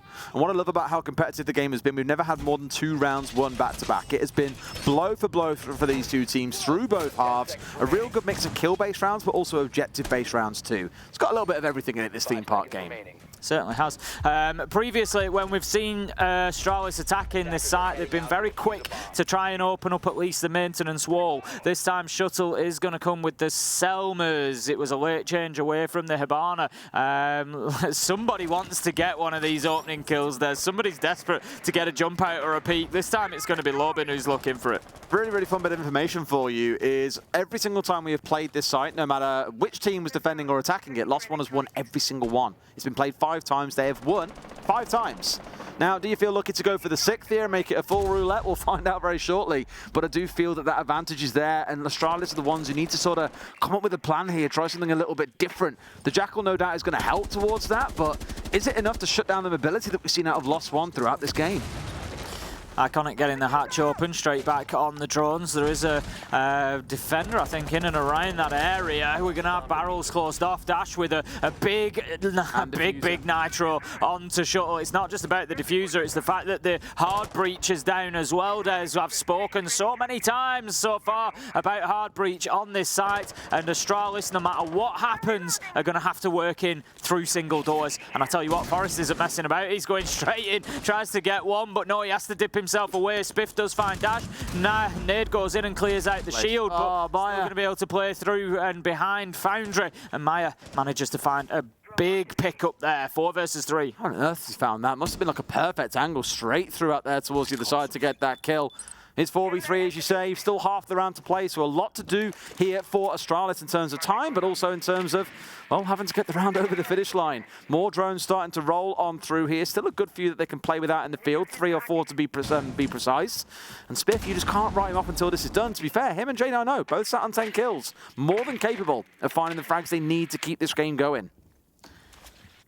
Certainly have, but as I say, the big problem is that Lost One can fall back to site, which they've pretty much done now. At least 2 of them are back in there, and they can just sit and watch single doors, 1 each, and wait. Oh, there we go. Can't leave yourself that close to the door. The Solus is going to be down there. It's Lobin. He's not going to be collected, I wouldn't imagine. Dots manages to step out and get a big kill onto Spiff, though. That is certainly not ideal. Maya on the warden, perfectly placed. Can see through the smoke. 30 seconds left to go. It's going to be a very easy pickup. Look at that. J9O just straying too far forward. Taken out, and it's all up to Iconic. Comes down to this one final 1v1 that Maya connects, and Lost One take the first map of Theme Park, but Tim, it did take all the way to overtime. It did, and I think, in all honesty, we're going to be seeing a bit more of that before we are finished. 2 very evenly matched teams there on Theme Park, but Lost One with a big advantage now, having taken Astralis as map pick. It is, with a number of times we have seen map picks traded between teams as well throughout the last few days or so.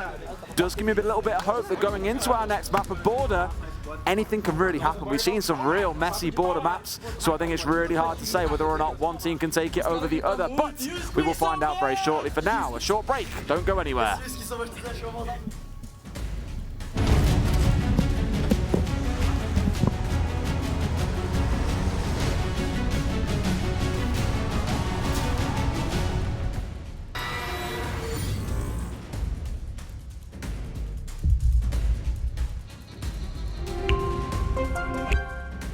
I'm Nicholas Mortensen, but you know me as Pingu. I'm a 2-time Rainbow Six Siege World Champion and former top Rainbow Six Siege player in Pro League. Welcome to my Siege Ranked Bootcamp. We're talking 20 seconds left on the clock, you got the diffuser in hand, what do? Play the way that you're comfortable with, because you have confidence when you're in this position. That is when you're gonna be at your very best. Good luck.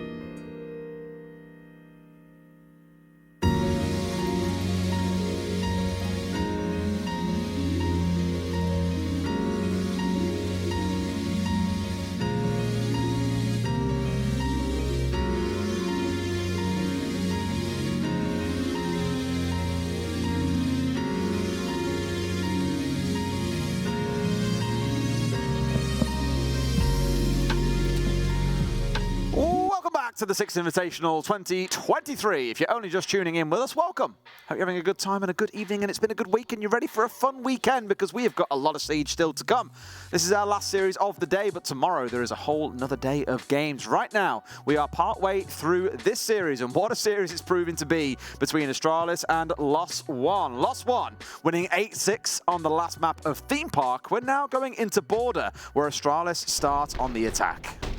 Yeah, we had some fantastic moments for both teams during that last game. Ultimately, oNe were just able to find the edge. We've seen that a few times, to be fair, Des. When we've gone to overtime, it hasn't ended 8-7. We've not necessarily... I think we've only seen all 15 rounds once, and that was last night. Generally, once we've gone into overtime, one of the teams has got hold of it. That was beautiful kill on the upside down. That was amazing on that Nook as well. Yeah. Because everyone thought, okay, he's got away. He's behind enemy lines. And then it's like, nope, they know where you are. Goodbye. Yeah, it was beautiful. Just This. Shuttle. He turns as well. Bless Shuttle. He does turn. You know, I think he just... That's a freeze frame moments ago. It's at this moment that he knew he effed up. It's... he knew that it was coming, and it was just that reaction. I think with the SMG in hand, you know, it's more of a short-range weapon. He was just able to sort of turn and spray, and the SMG-12 did the business for him. But 8-6 overall, and Lobin, as you say, up there, 79% cost, 14 kills, only 9 deaths. A great game overall. +4 on the entry as well across the whole team there. So Astralis got some work to do in the earlier rounds. We did actually get it raised to us that Lobin means wolf cub. Clearly evolving into a full-grown wolf in this series, bearing those fangs, going 14-9 and looking to prove a point. Again, one of the players that when I saw his interviews before we came out to SI, I really did take a liking to the guy, saying if I get to SI, the gringos are beep, some naughty words in there. But clearly is here with a bit of an attitude and a point to prove, and we always love a little bit of a villain inside the scene, but also seems like a really likeable guy. Can't wait to see some interviews from him next week, assuming oNe, of course, do make it all the way through and make it onto our live group stages at the back end of next week. And in case you are wondering how things work, in case you haven't been following along, tomorrow is our last play day of groups. We have a break on Sunday. Then on Monday, we have 3 days of the playoffs where we have our upper bracket and lower bracket divisions. If you do want all the information about the schedule, what the tournament bracket looks like, head over to r6esports.com. That is a very lovely site that has been sent live just a few days ago with a big list of all the games that are coming on, all the previous results, all kinds of resources for you. Great little center place to put yourself for anything to do with the Six Invitational. But enough talking about websites, and I definitely wasn't paid to advertise that, promise. We're going straight into Border. This one, Tim, could make it a 2-0. It could go that way, but something tells me map 3 of Clubhouse is going to be waiting for us just round the corner. The thing is, what a prospect Clubhouse is between these two teams as well. You know, get onto a nice default map where there shouldn't really be any advantage sort of inherently for either of the teams, and just let them go at it. I think it could be a fantastic and explosive end to the night, but Astralis, they're going to have to deliver that gift to us if we're going to see it. The bans come in. We've got Osa. I was just thinking this. I was just thinking it's a target ban against Maya, who's their go-to Iana main. Absolutely deleted Fury in the finals of the qualifiers to get here, playing almost exclusively. Oh, Tim, there's you. I will not be banned. Silenced, never. I will still be around. But no, definitely a target ban. And I think the Osa coming in there as well. I'm going to say it's probably out of respect rather than fear, but you should really fear Maya. It's pretty scary. The Osa as well coming in because we've seen a number of teams try really cool executes making use of the Osa to push their way down through the Archives balcony, set up a couple of those, play around the C4s, try not to get caught out by those, and then go for a plant in behind those shields. It just removes that awkward point for the defenders where if you haven't got any C4s, for example, you're basically screwed. They're going to get the plant down. You are done for. Here we go then. Maya with the Iana ban coming in. We'll have to try and find something else on the second half of the game. For now, though, he's going to charge around on the dock. Oh, it's the duck again. The dock. We've seen quite a bit of dock actually over the last few days. Not like it's become a permanent staple in every single round on every single map, but some teams really enjoying the fact that, especially now with it paired alongside the Oryx, you can heal 200 hit points per stim coming out. So you haven't got to chug 2 or 3 of those into one player, or even into yourself. It's a full heal every single time. We're going to have the mirror window played in sandwich there, and I'd kind of like, I know the angle isn't exactly the same anymore, but we do still see the nade dumped in from the dome above. It's been a while. Yeah, I'd like to see maybe a little attempt at that. Let's just, you know, launch a nade in there and see what happens. See if there's anybody playing in there that can be caught out. It's an oldie but a goodie. We'll see whether Astralis bring it to the table or not. They've only got 2 nades, so it's unlikely they're going to be keeping them for specific purpose, I would imagine. Okay. Right.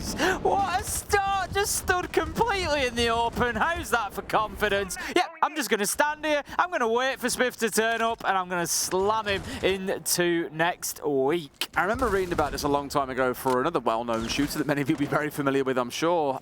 Just talking about how even really high-level players can sometimes struggle against silver or even gold players because they play off angles. You don't expect them to be stood in the open. You expect them to be holding a really tight corner, and that's what you're looking for, so they can catch you off guard. Now, Rise is not a silver or gold player, but he is playing off angles. He's looking to surprise and catch people off guard, and that's exactly what he's done to, again, one of these big fraggers on the Astralis side in the form of Spiff.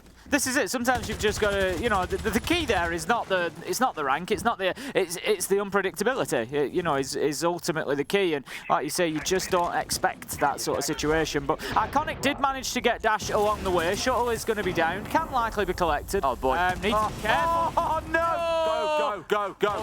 Lobin knows that he wants this. He's going to be challenged from the top of. He says it's completely free as well if he goes out there. We're going to have one drop away. That's actually clever movement. I think it's Shuttle that's managed to. Is it Shuttle? They can't get him. There's two of them at the other side of the map, Tim. It's actually Iconic that's managed to drop away. Shuttle's maybe going to go and join him. But like you say, by the time they get over there, it's just going to be wasting too much time. So the decision has probably been made. Oh, J9O's going. He's on his way. He's going to get him in time. It's going to be 20, 30 seconds that gets wasted. Oh, God. Okay, they're going to get them just. That's cost them about 45, 50 seconds. That is a big time investment. It's always worth it. I get it. 2v4 does not look pretty. If you have 60 seconds then when you get them back up, you will take 60 seconds in a 4 versus 4 every day of the week over a 2 versus 4 with a minute 30. Every day of the week. 2 players' lives are not worth 30 seconds, so we'll completely get the decision. But as I said, it does start running that clock down. They've got information and utility still to set playing behind here. Nade's still being worked in from below. Maya drops a donk on him. Good night, Iconic. And turns out actually getting them back on the feet, maybe not worth it. They've been taken out pretty quick. Forest, the last one left alive in a 1 versus 4. Lost one with a very, very powerful start in round 1. If I was an Astralis fan right now, after that first round and that first round alone, I would be a little bit worried. I know I said we might be on for 40 rounds here tonight, Des, but the way that first one's gone, I'm not too sure. Lost one have got themselves a map advantage already, and on the defensive border, they've just absolutely dominated Astralis in round 1. They made it look easy, I think is the most important thing. Very easy. That helped admittedly a lot by the fact they managed to get those 2 downs and all that work being done out towards the side by the Oryx as well. Magical stuff without any real pressure coming through. There was attempts to get a response on the side of Astralis, but that's always the classic, you know, risk versus reward scenario they find themselves in. Going to have the Capcan brought along again. I really like the Capcan choice. It's, if nothing else, burns a lot of time. You know, so many doors, windows, angles have got to be checked specifically here on border because you can apply Capcans all along, like the main corridor of the top floor, for example, the archways. You can put Capcan traps on those, and they don't quite look like doors, so it's kind of easy to forget that they can go on there. The castle barricades, you're just seeing one deployed there on the right-hand side of your screen as well. You know, they can all be utilised in that 90-degree corridor upstairs, so something worth remembering for your games at home. Absolutely. It creates this nice little kind of vertical corridor that they can play around east stairs, comfortably then get back in towards office. They can play above. Just means Astralis are going to have to try and get something like the Ash in range there to blow them out from afar before they can start pushing on forwards.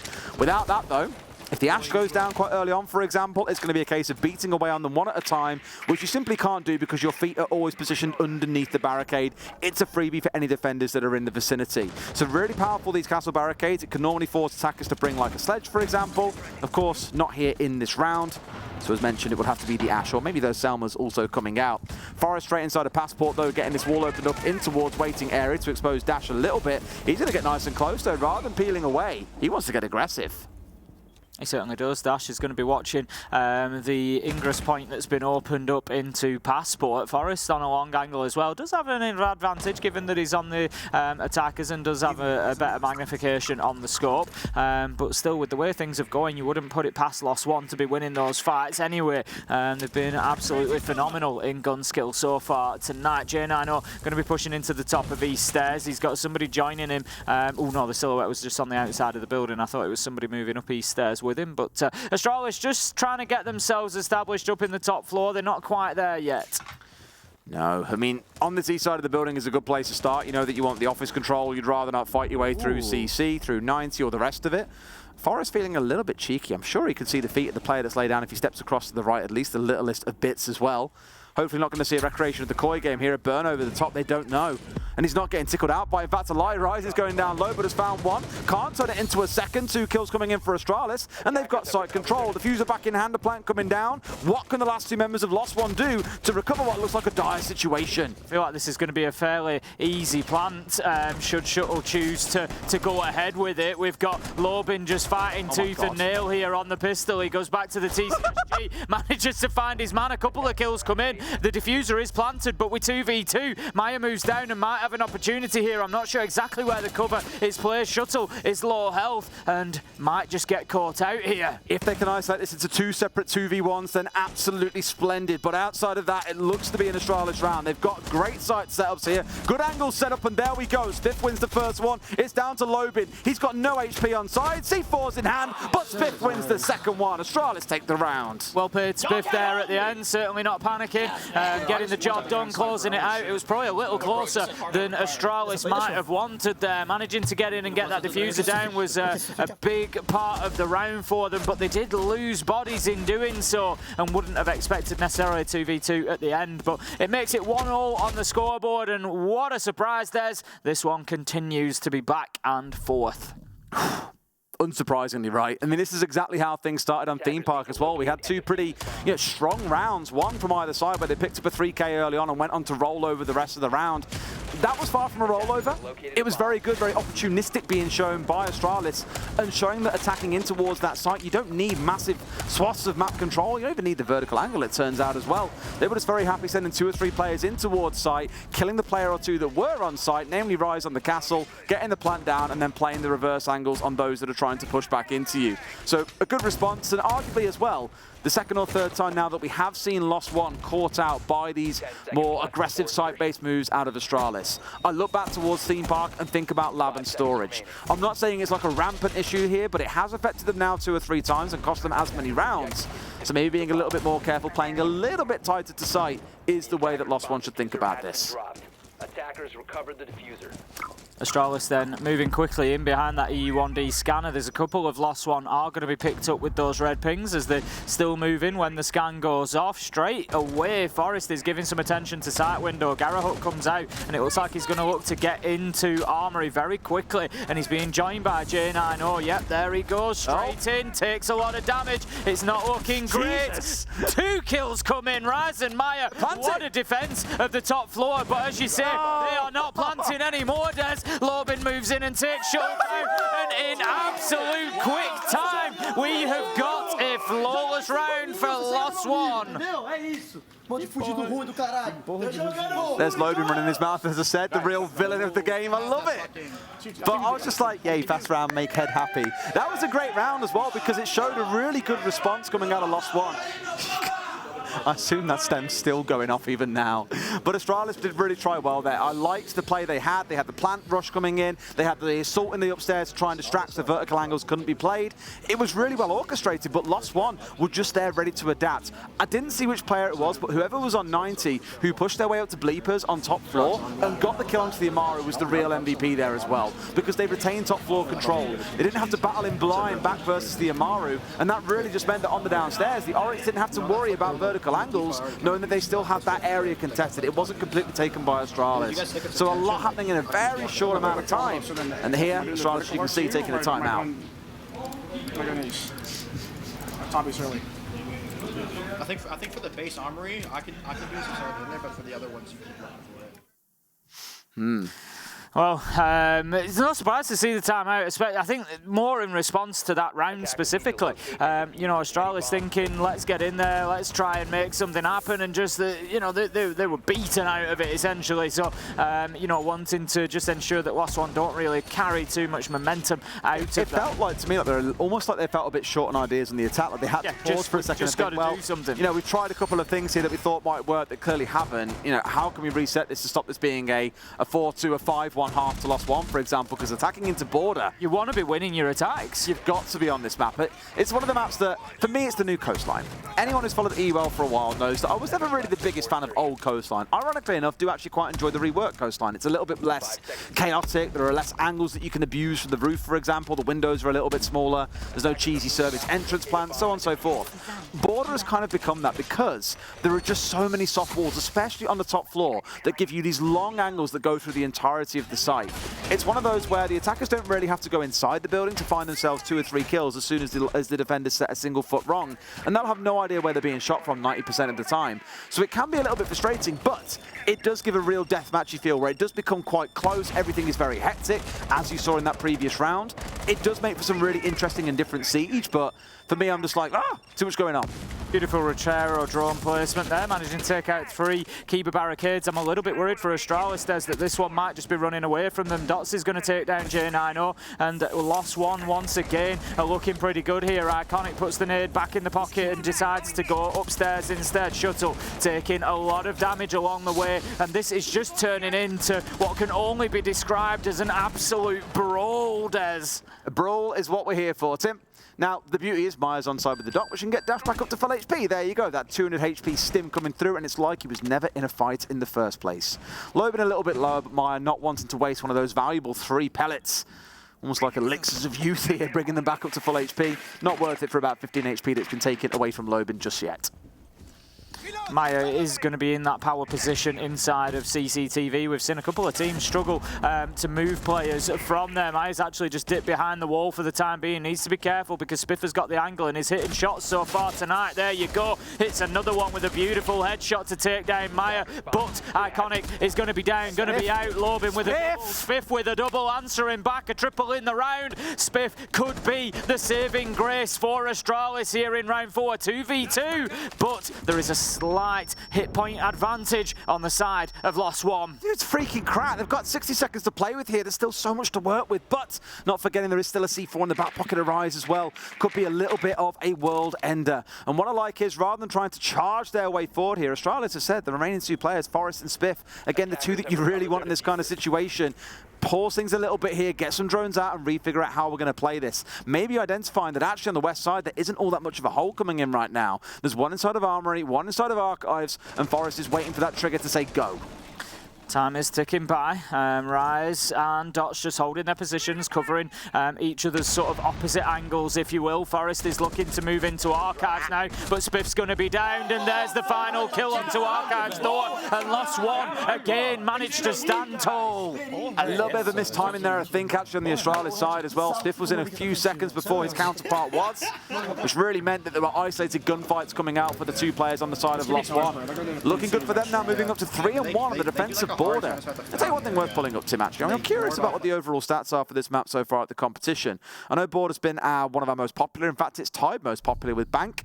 Defender win rate, 47%. Not actually that unreasonable, so 3 threes, kind of what you're expecting coming into the map. Just worth looking at some of the site stats as well. Archives Armory, the only defender positive site with 53%. The lowest one, Supply and Customs at 33. That's why we've only seen it 6 times so far across 126 rounds. The problem for Astralis there being, if you're expecting a 3-3, Lost One have already accomplished that.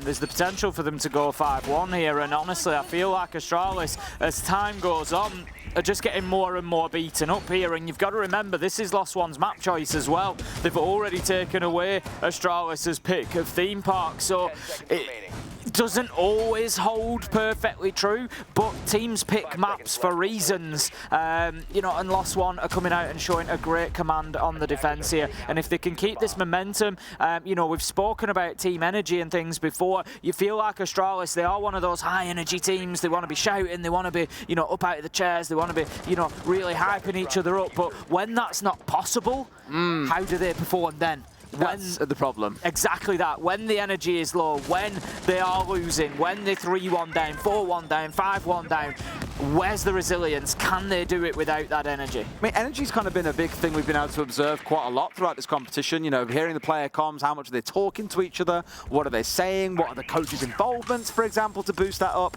we have a team from our own region, you know, looking towards Korea, a great example of a team who need high energy for them to be successful. Some games where it's been low, we haven't seen them play as well as they might normally do. So it's going to be a big thing for Astralis, I think, to keep that at least up somewhat, though it is really hard to find a way back in when you are consistently losing rounds and struggling to find an answer to get through. Raz is going to get caught out there, nice and easy. Forest goes in and gets a good entry using the Nox silence to be able to sneak up on Rise. Going to start working on those vertical angles, but they need to be aware of Maya. They've still got some company up there. It's a jam ball there as well. I'm towards 90, so they can't get that opened up just yet. But no doubt we'll be able to sometime soon. Dash taking a couple of shots as well, and both of them scatter towards the high winds. He doesn't know about the man inside of office. In fact, he's just dropped down, so won't have the chance. And I think at this point, Forest knows as well. Looking for the gunfight, but will Forest win it out? Some gunshots coming back the other way, but both of them walking away in one piece. Maya finding one more. 4v3, 4v2. Looking better for Astralis as they managed to get a good few kills on the board, and they've got the opportunity to put the diffuser down. Shuttle goes into sight and is likely to start doing so soon. Shots. There it is. Seconds ticking by. Forest slams Dash, and that is going to leave Shuttle now. Oh no, he comes off the diffuser. I think he just hears Maya approaching. Gets his rifle in his hand, and he's going to find that final kill. Astralis keeping it tight despite loss one looking electric. It's still 3-4. I think they must have had that on a drone there to make the call as it came through. Really well played once again. And looking still within sight to be able to pull back that 3-3 half. We had the same back on Theme Park.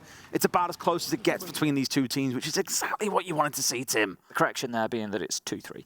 I'm getting carried away. I'm rounds ahead of myself. I'll leave the script on one side. Astralis are going to be facing their final attack now. Honestly, Des, if they come away with 3-3 here, they can absolutely count their blessings. Because the way that Lost One have played so far, they were 3-1 up. As you say, 3-3 is a decent half on border at the minute, you know, given the stats at this tournament specifically. And Astralis have, you know, they've got to thank their lucky stars if that happens. Because it's not been a good start for them. But that last round was much better. I'd like to see another one like that for them then, and we can go into a nice strong second half of border. Interesting, two sites that have been won by Astralis have been the same site. It has been looking in towards Tellers and Bathroom here. The other two sites so far being won by Lost One.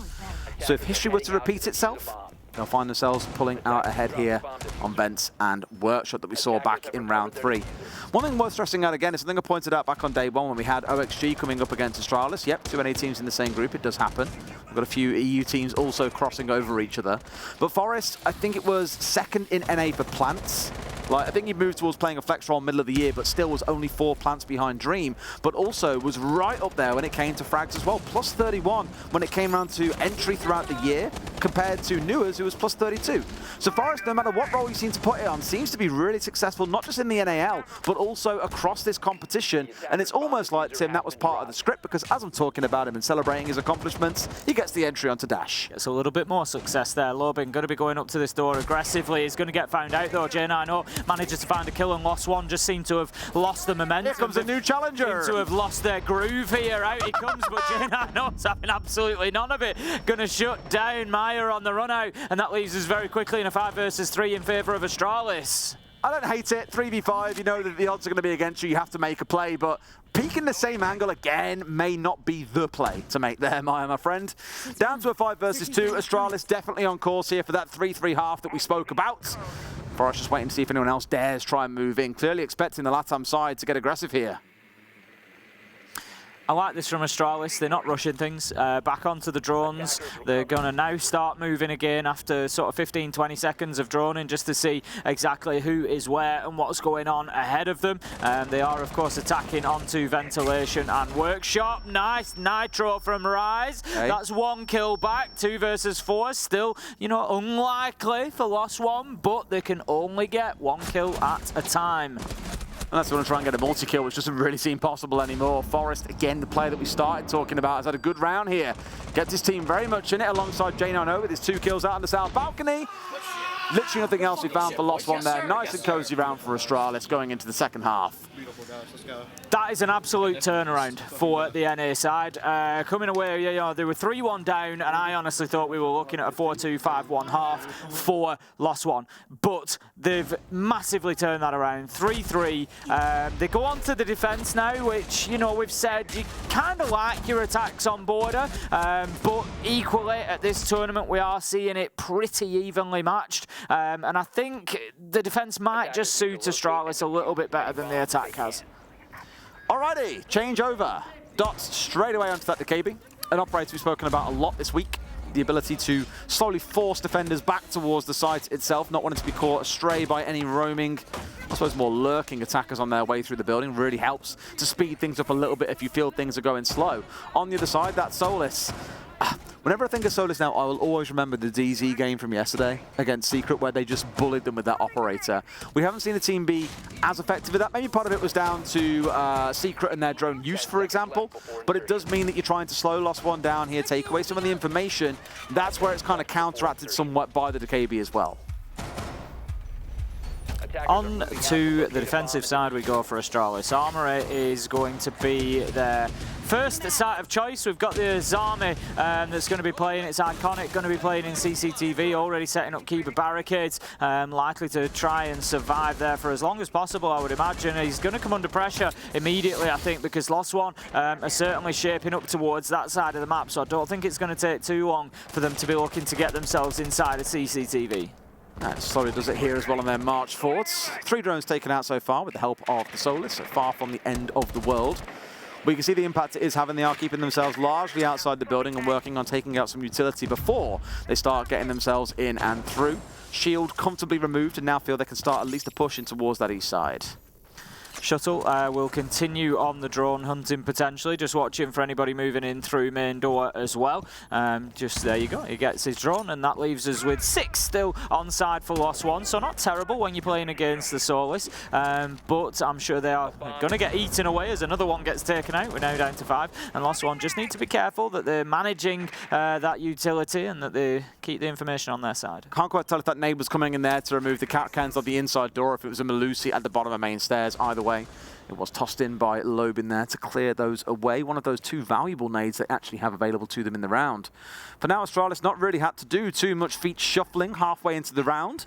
Just a Solis on the downstairs that's kept busy looking out for these electronics and feeding information back across the team. Of course, not forgetting that when you spot drones coming in, generally it does indicate that someone wants to push in through that area of the map.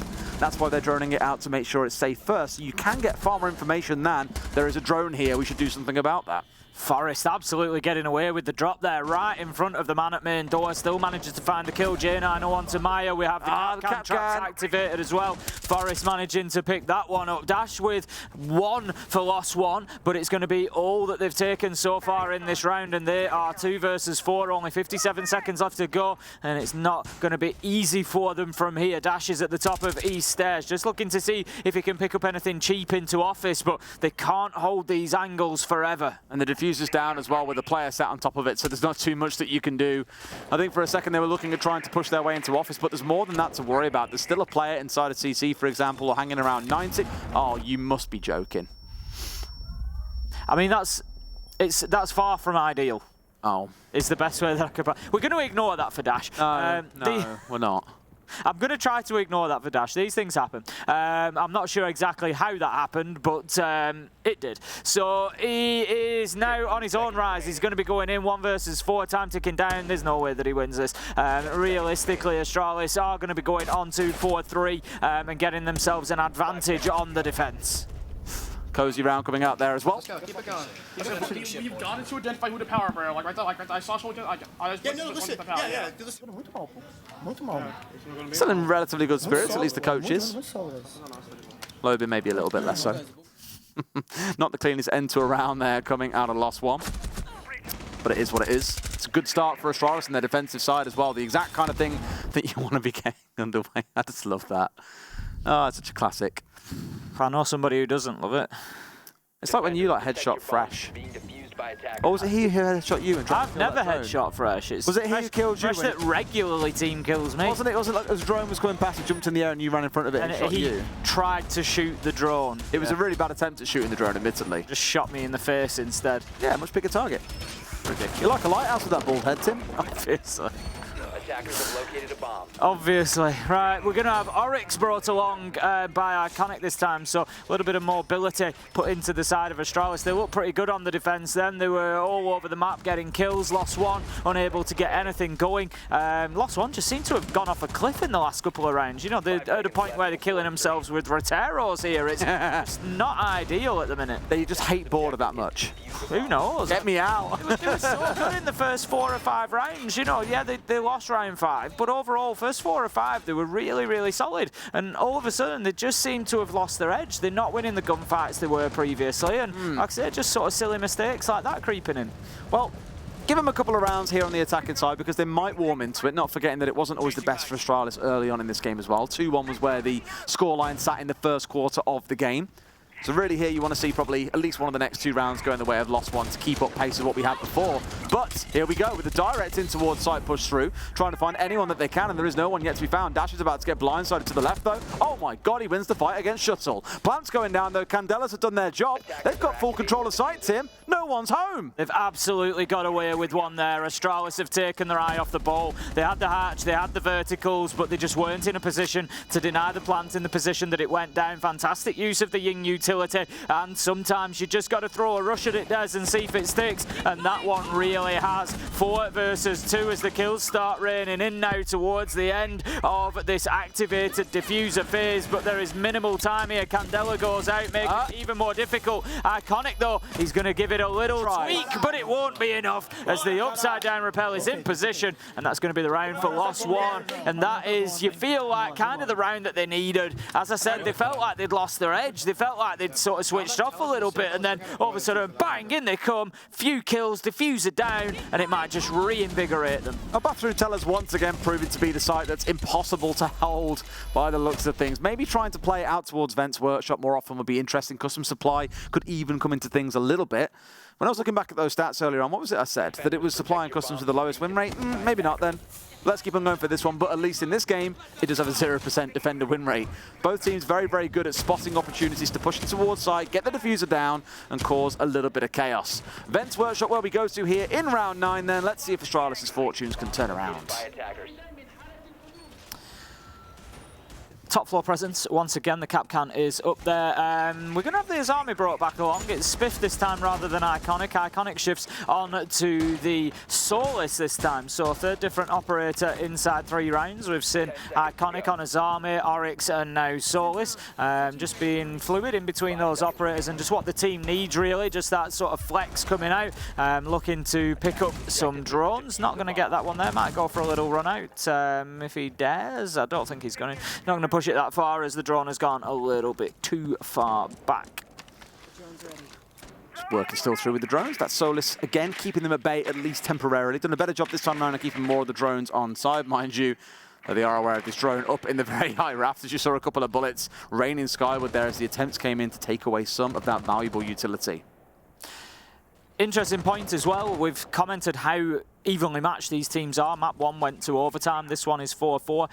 If you look at the entry in 8 rounds, that is also sat at 4-4. Forest, interestingly, has every entry kill for Astralis so far on this map. They're a little bit more spread out. Dash, Dots, and Rise all getting in on the action where Lost One have picked up those entry kills. But it's a fascinating one to watch. Keep an eye on Forest at the beginning of the rounds, and if he's not in a position to get those entries, Astralis aren't faring too well. He's keeping up the sort of stats that he's been delivering throughout the year. Like I mentioned, he was one of the best in NA when it came around to entry and plant stats. A big rarity, but definitely supported by him moving over from being support back in stage 1 through to now playing a much more flex-based role as we've seen time and time again. Drone hunting through the floor there, not being found out. Maya pushing on through on the Ash. Clearly that is the operator of choice when the Iana has not been available to him. And Forest and Chloe just waiting here to catch someone off guard, but as of yet, unable to find anyone. I kind of like that. That's, you know, using that information in two ways. It's looking at it and saying, right, the drone has come through there, so in about 20-30 seconds, somebody's likely to follow it. Iconic is going to be able to pick up Maya, which was the Ash that was up above. Not sure whether that's just been a prediction, sort of shooting through the floor, but as I say, just using that drone information fascinatingly and to great effect there. Now, the keeper barricades are just being used to try and deny the verticality, but with a sledge up there, you feel like it might be a little bit of a waste of utility. I suppose it stops that instant reaction, that instant kill, but the keeper barricades are not unlimited, whereas the sledge, it's not unlimited, but it's going to take down every keeper barricade you've got without a problem. So time is the big one here, I guess, as well, though, right? Because it is slowly chewing through the amount of time that Lost One have got to make this 5 versus 5 work. Nades rolling on through, bounces off the wrong way, almost a bit of a team kill there, I thought, for a second. And Dash is going to find himself grilled through the floor by Iconic, who, again, with this Solus, has been doing quite a bit of work this half. There we go, Iconic just taking shots on the man at main door. Going to take a little bit of damage, but Dots it is who manages to get in and get a kill onto Spiff, and that's going to just really help to get an opportunity to get the diffuser down here. Dots, as you say, just in a bit of a safe space here. What are you doing? Iconic able to get in and get the kill, get a second through the floor. Iconic's having a big round. Rise stepping in, shut down, and that's going to be Astralis taking the round and going 5-4. Lobin kind of threw that one a little bit as well. Stepped off the hatch.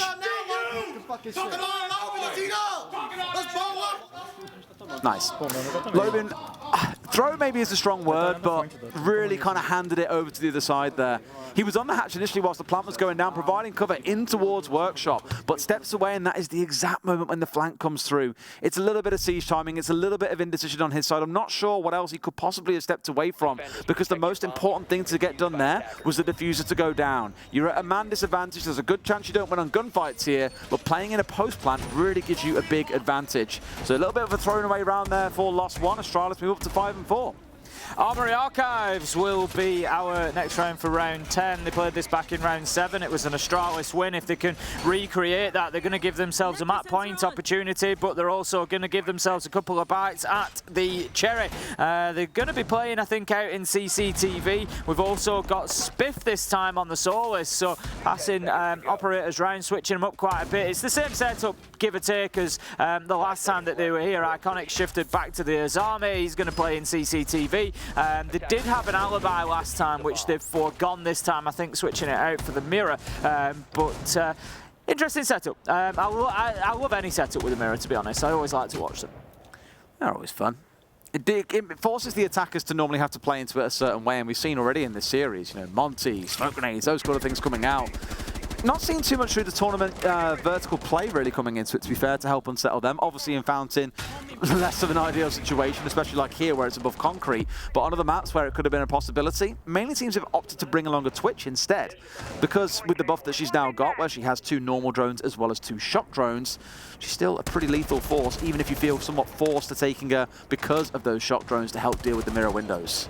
Lost One have opened up detention downstairs. Spiff is actually playing down there on the Solus, so I think maybe they've recognised that and are looking to just unsettle Spiff. But at the moment, they've pushed away from it, so Spiff is going to be able to continue down there. There are certain areas you can plant where Spiff would not be able to have an effect on it, so it might not be that the Solus can be played for denial as such, but can still be a nuisance maker. I was talking to Pengu about Solus earlier, and I think the general consensus is, you know, got to reduce that range on a gadget.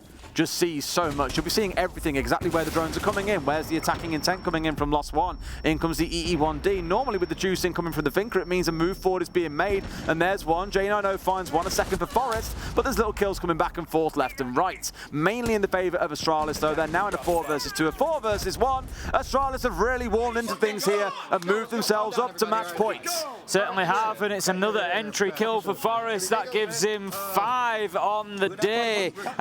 Just have a quick look through. No entry deaths for Forest either, so 5-0 at the minute. Absolutely flying and really putting Astralis' best foot forward in this one. Understandably, a tactical break coming in here for Lost One. Massage for Lobin, damn, I'll take one of those. Então a gente tem que aproveitar pouco mais de mapa. O PC tá muito resumido, galera.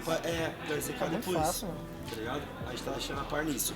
A tática que é pra jogar na penta é a tática da oficina com mira. Que aí é extremamente forte nessa área e eles não fazem pixel na caixa ferramenta, então a gente consegue forçar o plant também. É caçada padrão, né? Caçada padrão.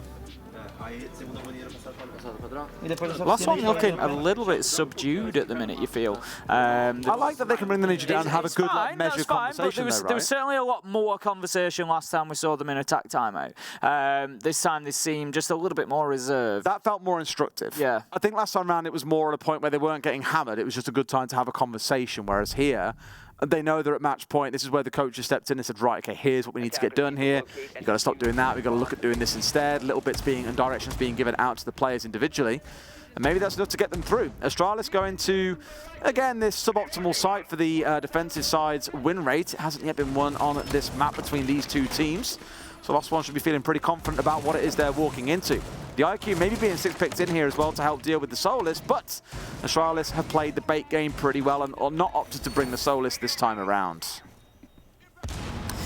The Oryx goes downstairs. Spiff just going to be barricading off detention. It just gives a little audio cue if anybody does choose to push their way in through there. You sort of feel like Astralis are good for this at the minute. They're doing fantastically well over the last couple of rounds on the defense. They've won Ventilation Workshop. They've won Archives Armory. I'd like to see it go to 12. I'd like to see it go to overtime. I'd like to see everything we can out of this, to be honest. Sure you would. It's just been a brilliant matchup. Again, it's been another really enjoyable one at the end of the day. Two teams coming in that I thought were pretty evenly matched and were going to give us a good game, and they've certainly delivered on it. I think also both teams that I would say at this point, from what we've seen, could make a good run in the tournament. I've said it already early on, and again, I stopped short of saying it just before the tournament got underway, but Lost One with a team that I was like, oh, I love their story. Team One have merged with Los Grandes, a massive organization in LATAM. Millions of followers across social media, really well respected and well known. So there's kind of a point to prove for some of these boys. And at the same time, they've got Loban in. The rest of the team are kind of the outcast, the mongrels from a lot of other teams, especially in Tier 2 in LATAM. 100% the underdogs. They've come in and beat Furia, for example, stomped Furia in the LATAM qualifiers. They've got a really exciting story about them. Now, can they go on and beat some of the big teams like W7M? Right now, I think most would look at them and say no, but they have impressed more and more as the games have gone by, so never say never. They certainly haven't. I said I don't know if it was yesterday or the day before, I think it was the day before, when we cast Lost One for the first time, I said, I get the same feeling that I did 18 months, 2 years ago about Damwon Kia. I really liked Damwon Kia, and I sort of got behind them a bit because they were so entertaining. Okay, a massive Damwon shill. It was just because they were entertaining. I just loved watching the siege that they were playing. It was one of them. I just really looked forward to their games, and it's becoming the exact same with Lost One. Win or lose, it is entertainment. Now we're going to have a win there as Maya comes through and manages to get a double onto Iconic and J90. That is an absolutely fantastic spearhead push coming in. Dots, Lobin getting in on the action. That attack timeout's worked, Des. It might have been a little bit quiet, but whatever was said has certainly done the trick. And now Shuttle's left alone against all five, and this feels like a flawless round in the making here, as he's not quite sure what his left from his right is. Here comes one, but there's also others coming down east stairs at the same time. Gets pushed in from 2 spots. What a beautiful round coming out from Lost One. Everything being driven from Archives as well. That was really the backstab they needed to unsettle the Mirror player, get the one playing off by the window towards the north, also a little bit unsettled. And before you know it, 3 kills have just flown to Lost One's direction. A little bit surprised there, I think, Astralis, by where that push came from. Well, there we go. Maya just walking in, getting a couple of kills and really firing things up. Overall, I think Maya maybe been a little bit, I won't say quiet this game, certainly maybe, less impactful than we've seen previously. Yeah. I think is a fair way of putting it. Can't be a hero all the time. No, you can't. Maya had a fantastic game against BDS, I'm sure we all remember. But yeah, still has those big moments in the locker and really delivered there.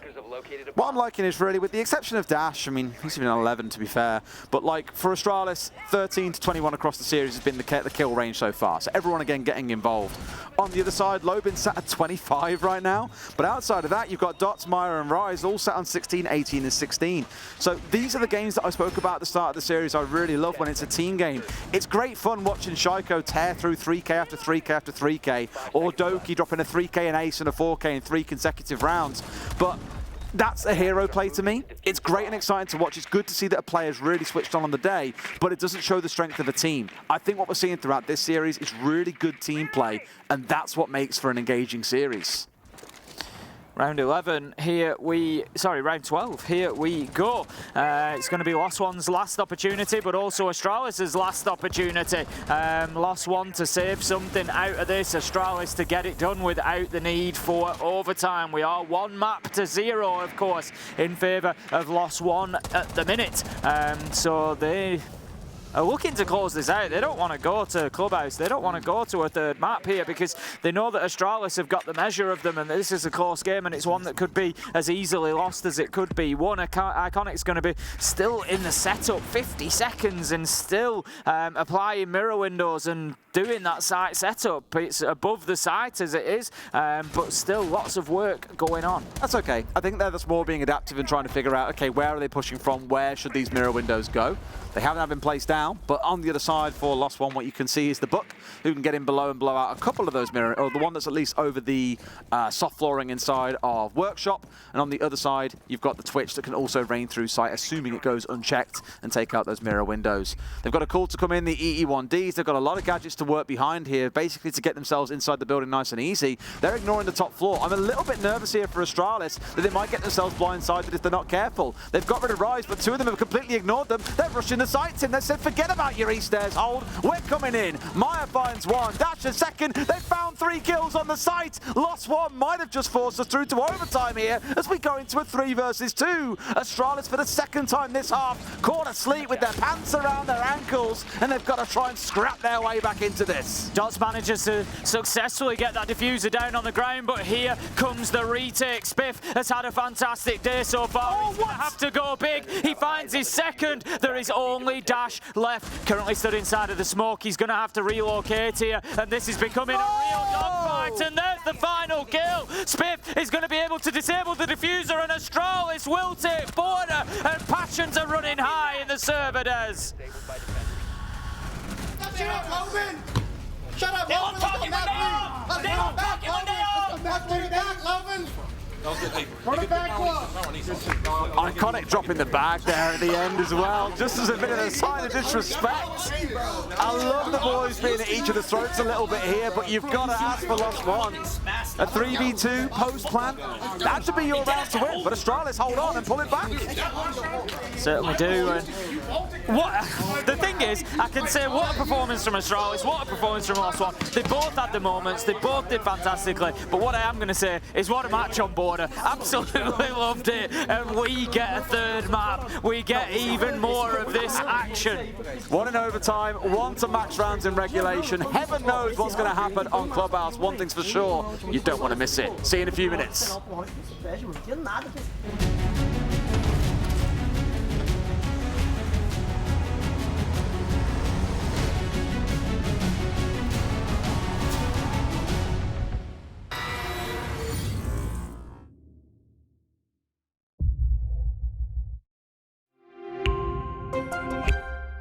I'm Nicholas Morton, but you know me as Pingu. I'm a 2-time Rainbow Six Siege World Champion and former top Rainbow Six Siege player in Pro League.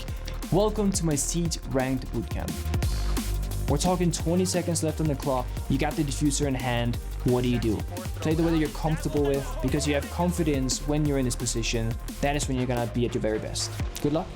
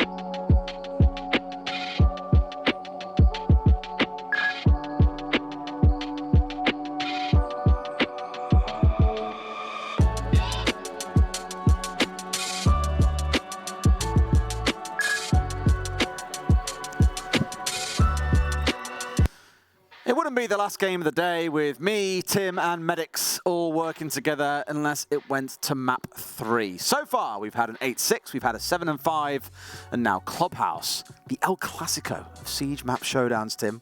About to take place between Astralis and Lost One to see who walks away with 3 points. The loser taking home only 1. And fair to say, in the player room, Tim, been getting a little bit vocal and spicy. In the server, it's been getting a bit spicy. Everywhere, it's been getting a bit spicy. And that's what we love to see. Both teams having a big, massive rallying cry at the very start of the series have kept it up the whole way through. A few replays here for you. If you look really, really closely, you will see a Flores self-kill with the Rotero drones. Not really the ideal. I feel like this game had everything though, Tim. I know Border normally is one of those games that can feel a bit scrappy and hectic at times. Teams can look a little bit lost.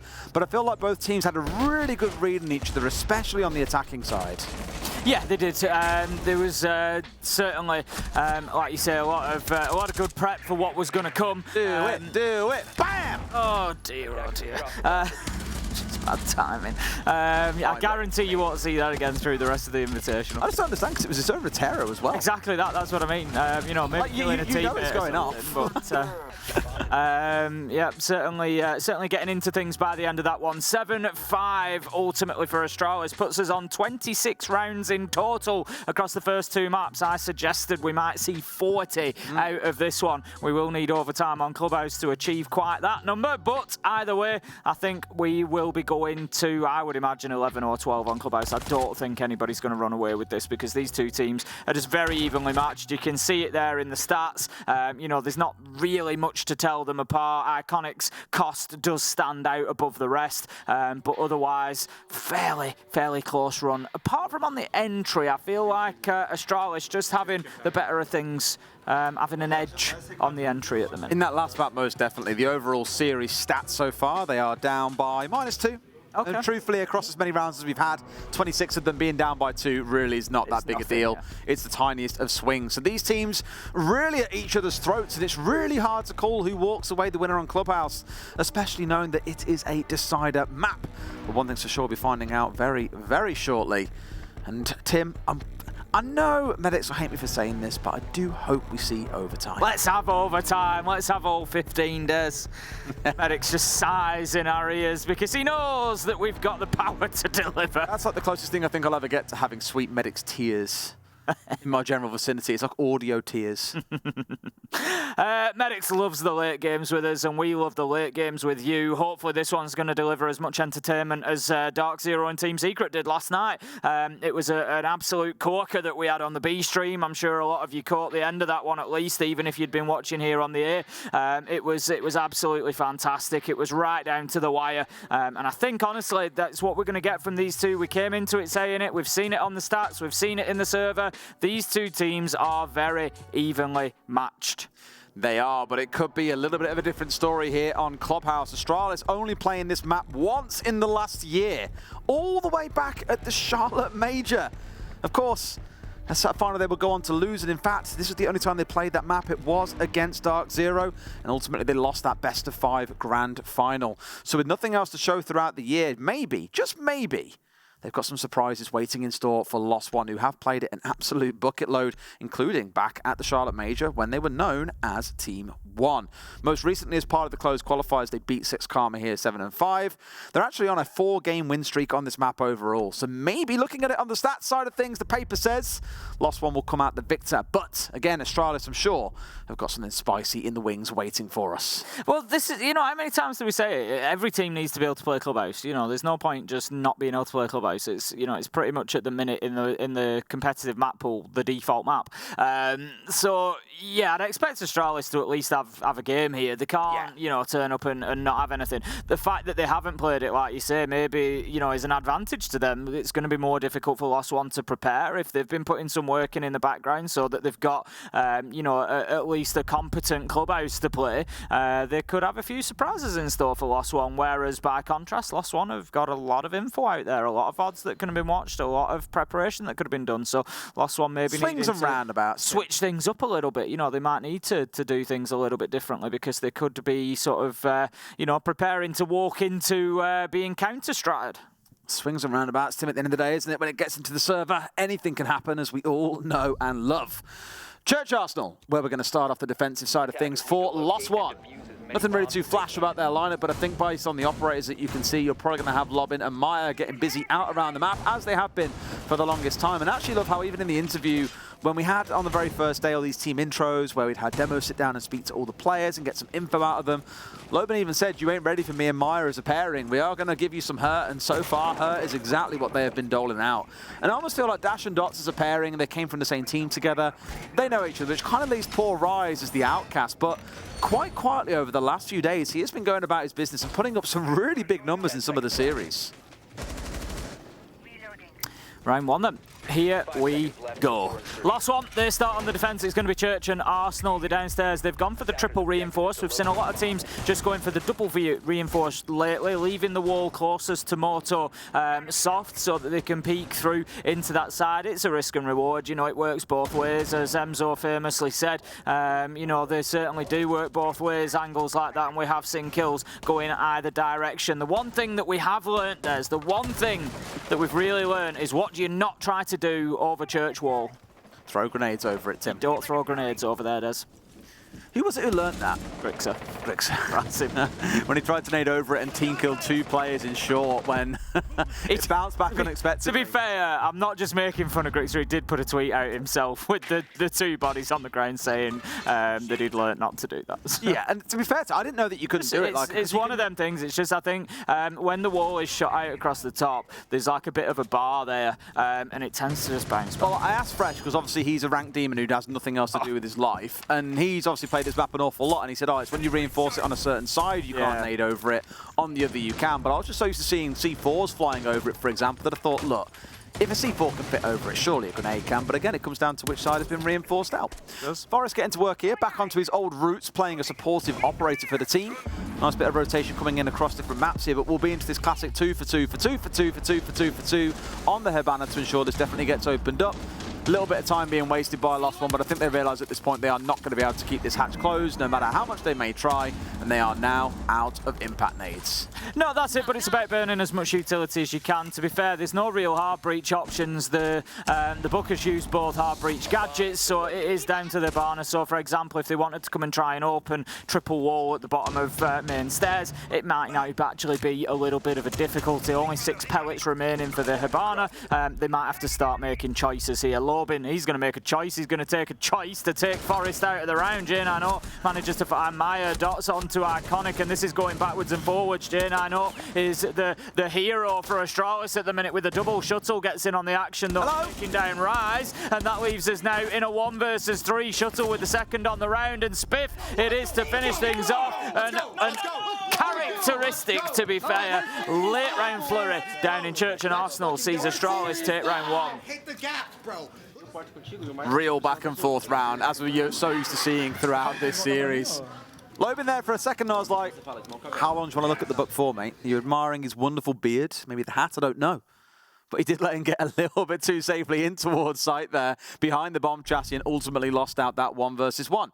Good first round for Astralis, as they've also broken up one of the harder to attack sites down in the basement. Now we move up to gym and bedroom. Lost One not wanting to dwell on past mistakes for too long. Want to move away from Church and Arsenal and instead take us upstairs. Gym and bedroom, it will be the question always on this site is where will the push come from? Are the attackers going to work in from the east side? Are they going to just work purely from the west? Maybe a bit of logistics. There's plenty of options for them. Maya at the minute is reinforcing off the east side, so they're going to be setting up here Lost One to try and hold on to Cash, and it looks like CCTV as well to a degree. We're going to have reinforcement out into Garage, so maybe somebody playing on the catwalk with the option to play back into CCTV. We'll see just exactly how that develops. Rise has dipped himself away, but I'm just interested to see exactly what plays out. I think maybe just cutting out the long angle from Garage as well. You can shoot out that soft wall from catwalk stairs and get a long angle through in towards Cash, so maybe just preventing that. Absolutely so. Well, nice and slow to start things out. I think it's just like, okay, I know that there's a Solus lurking around. I don't want to be here for too long. Dash pops on that gadget. No doubt he'll spot one of these drones that are out behind him, but just I think conscious of being pressed out at this point. Taking out another one of those drones, though. Only one still out on the field here for Astralis. 6 in back pocket. Here we go with the start of the east side push across, getting this wall opened up to expose the west CC window, which is so valuable in being able to assault onto any attackers who are making use of this south balcony. Nobody's really pushing into the east side at the minute. Forrester's gone in that direction, but has diffuser in hand, so I don't think that's likely to happen. Whilst they've used the Selma charge to open it up and create a little bit of fear for the team of Lost One in playing in CCTV, there's no actual deterrent there at the minute. So Rise, he's still out in garage. As soon as he knows that nobody's pushing him, he can easily play inside of CCTV with at least a little bit of confidence and play onto those south side windows and prevent Astralis from doing so. It depends if they read into this here. If they start hearing enough movement coming out of Astralis, i.e. the number of guns, the amount of utility coming through, they'll know that he can play on the balcony and make it work against Astralis. But for now, though, Astralis are counting very much blind on them being able to get away with this. They'll no doubt have spotted a few. I don't think they 100% know where Iconic is, but as soon as they get a sniff of him, I think they'll know that Rise can then start to make a move, and hopefully that nade is a little bit of a giveaway. Yep, unsuccessful nade coming in there for Iconic, trying to do some damage to the feet, but won't find any. Still going to be in and around kitchen. Spiff working with the verticality up through the hatch as well, but you feel like Lost One are reasonably comfortable here. Lobin's going to take down Forrest with a beautiful headshot there. J90 has got the bathroom wall open, trying to just make a peek inside to sight, but can't quite see it get an angle in there, and he's just afraid of the top of the stairs. Shuttle does find Mayer. J90 slays from far away with the AK, but Iconic is going to take Spiff down, and that could be the round. It's 3 versus 2 now for Lost One, and make that 2 versus 1 as kills continue to rain. J90 is left all alive, all alone here. Sorry, he's indeed alive, but against 2 players on the side of Lost One. Rise and Dots, the last one's left standing. Needs to recover that diffuser that's still outside the building, so going to have to scramble to do this, and it feels really there like you saw that team kill coming in slow motion. You saw the Yana enter from stage left, and we all know what happened next. J90 though going to see if he can try and bait this out, but he needs to go for a kill, I feel, onto at least one of them. In a 2 versus 1, when he's got to get a plant down, he's got no hope in hell. Going to round himself here in towards Logi, looking down towards construction, takes a couple of shots, going to move himself away. No swing coming in from Lost One, playing this so patiently, bringing a shot out and just reminding him you have not got a chance in hell. Finds one, is going to try and stick this diffuser. Down comes Rise as well to close things out, and J90 should not be able to get this finished out. There we go, Lost One taking round 2. And just as with the last 2 maps, Tim, the first 2 rounds of any map have gone to one side, one to the other in very different fashions. Lost One there. I think, for me, Astralis, I want to see him apply a little bit more pressure to that east side. Rise ultimately was the one left alive to be able to come in and get that final kill. There was just no pressure in garage, no pressure in CCTV. They tried to apply that sort of ghost or phantom pressure by opening the wall up with the Selma charge on the way past. J90 did that, and then off to Jacuzzi wall he went, but it just wasn't sufficient ultimately, because after 30 seconds, Rise is stood there thinking, nobody's pushing in here. Like, I don't need to go anywhere. As long as soon as he recognises that, it's just a waste of time. So for me, take the space, take the control, leave one person in there, and make sure that you've got that control. Okie dokie, back down to the basement we go. So, Lost One not wanting to rotate them onto an offsite. Cash CC has always been seen a bit of a black sheep of the family of sites on this map. Maybe more recently than, well, not so much recently, in the last year I'd say it's probably gone that way. Before it used to be the primary back in the old days. And then the other offsite is bar and stage that some teams still don't feel 100% confident playing. So really, there are 2 sites that you're happy to play, 2 that you're happy not to. So given the choice to rotate in your 3rd site back over to one of those 2, you're absolutely going to take the chance, and that is what Lost One have gone for here. J90 just being conscious of any potential peaks coming out. Doesn't want to be giving up anything too soon, and he wasn't a million miles away from right, as Rise was up there. Going to apply the keeper barricade to the window, just going to allow him to continue playing his position on blue stairs. Defending this time down in Church and Arsenal, of course. They're going to give it another go. It didn't really work out in round 1. It was absolute chaos, to be fair. It was just all about everybody dashing into sight and a lot of gunfights all at once very quickly, and Astralis coming out on top of it. Now, I don't know if that's going to be the case again, or whether it's going to be a slightly more metered approach this time, but Lost One playing it fairly similarly. They've got everybody down on site, so they're giving map control over to Astralis and giving them an awful lot of time to work with. Going to go back to this classic rotation with the Escaros as well. There are 4 sets of impacts on side for Lost One. I'm going to try and bait out another one here. Nope. Straight off, and then 2 more come up. And we keep on going through this rotation until Lost One run out of impacts. I remember when this change came through for Hibana. I remember before she used to always have to use 6 at the same time. It's probably a couple of years ago now she got given the ability to rotate between 2, 4, or 6. But it does make these kind of things, you know, very easy for Hibana to slowly chew through. Ubi declaring they wanted her to be the Queen of Hatches. I feel that's kind of done its job, Tim. Certainly is. We're going to have the entry kill coming in. Maya takes down J9O. It's only the Ashe that's been lost, so not the end of the world for Astralis. It's more of a numbers issue rather than anything else. Iconic just looking to dump nades. Great idea. So close. The ADS had been disabled. Oh, the drop, the drop! Going to be coming in through Moto. Spiff maybe finding one. Can't quite find his shots onto Maya. That's unfortunate. On a different day, that goes a different way. Dots manages to find Spiff. Iconic onto Maya. Now in a 4 versus 3 in favour of Lost One. But here come Astralis. You see the power of those Kiba barricades coming through there, keeping them both alive on site. Lobing down to the ground like an absolute rat. Gets himself to rise for the close.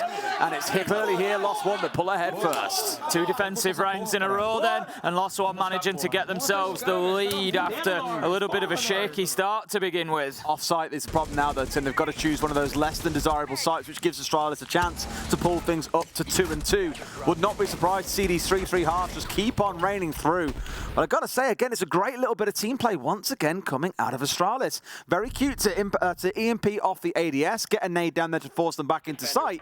And whilst they were distracted looking in towards blue, expecting a drop to come in fact, the drop comes in on the other side. It's Moto, only saved by the Kiba barriers, and Lost One find the kills that they so sorely needed to close that round out convincingly. Here we go then. Let's see how they set up when it comes to Cash and CC. Yeah, I'm not too surprised to see them go to Cash and CCTV. Baron stage is still, I think, you know, the less popular site, if you will. And also, just the way that, you know, maybe there's a little bit of a nod into the fact that Astralis just didn't push this side of the map at all for the gym and bedroom attack. You know, maybe just suggesting, look, they haven't shown us anything to be afraid of just yet. That's a stat and a half. Cash and CC is the least popular site at 12 rounds played across 10 games, but its defensive win rate is 92%. That means it's only been lost once out of the 12 times that we have seen it played. A Lost One going to help that stat closer towards 100 to make sure it stays very defender-sided, or is it going to slowly slip towards letting the attackers back in? We'll find out. I feel like it's a site that's getting a bit of a bad reputation sometimes. Obviously, it became very easy to open the wall, and in tandem with that, we saw its pick rate drop away. We saw it come to be much more of a 50-50 site, really. But, you know, given the right tools, given the right method, it is still definitely defensible. We see, you know, not a terrible win rate on there, as you've said. Certainly here at the Invitational, it's going well so far. And that could be down to teams, you know, not stopping practicing attacking it, but, you know, maybe not putting the same kind of work into it. I think it's changed a lot in terms of how teams do attack, as you say, right? Like, we've seen a lot of teams rotate off towards construction side. We haven't seen the classic, you know, open East breach, move over towards garage, force a player out with Capital, for example, which is what they've got here, and then look for a planting behind the server stack. It just hasn't happened all that often. So maybe here we're going to see that kind of back to the roots of this site almost, rather than the different stuff we've seen teams trying to do. Just keep it plain and simple. There's a reason why it works so much in the past. Azami and Solis have really helped this site. Massively, yeah. You've got Azami to help Garage Catwalk, and then you've got Solis who can play underneath for Denial. You know, so I think that has really helped. We're going to have the opener coming out. Rise is going to be taken down in a quick trade. It's the Capitao that's gone, so that's a big loss of utility. But by contrast to that, Solis goes, and that is that vertical Denial taken out as well. We've got the Wamai still holding on to Garage. That is something for Lost One at least, but J9 not anymore. He's stood inside of sight and just cutting down everybody. 1 versus 3, and Dots is up against it with 1:10 to go. A lot of work to do here. One coming inside our construction side taken down. There's a second one there that Dots was not aware of. Where's he going to come from? Towards the right, towards the left. Super Shorty, not really the gun you want for this. Changed at the wrong time, but doesn't go down for it. Gets pushed on both sides. Astralis with a fantastic pinch. Brings us back to 2-2. See, Jen, I know the answer there. Don't worry about taking Garage. Don't worry about the Denial from below. Just walk inside. Just walk into the middle of sight through the breach and kill 3 people. Easy. I'll take that one into my rank. What's the problem?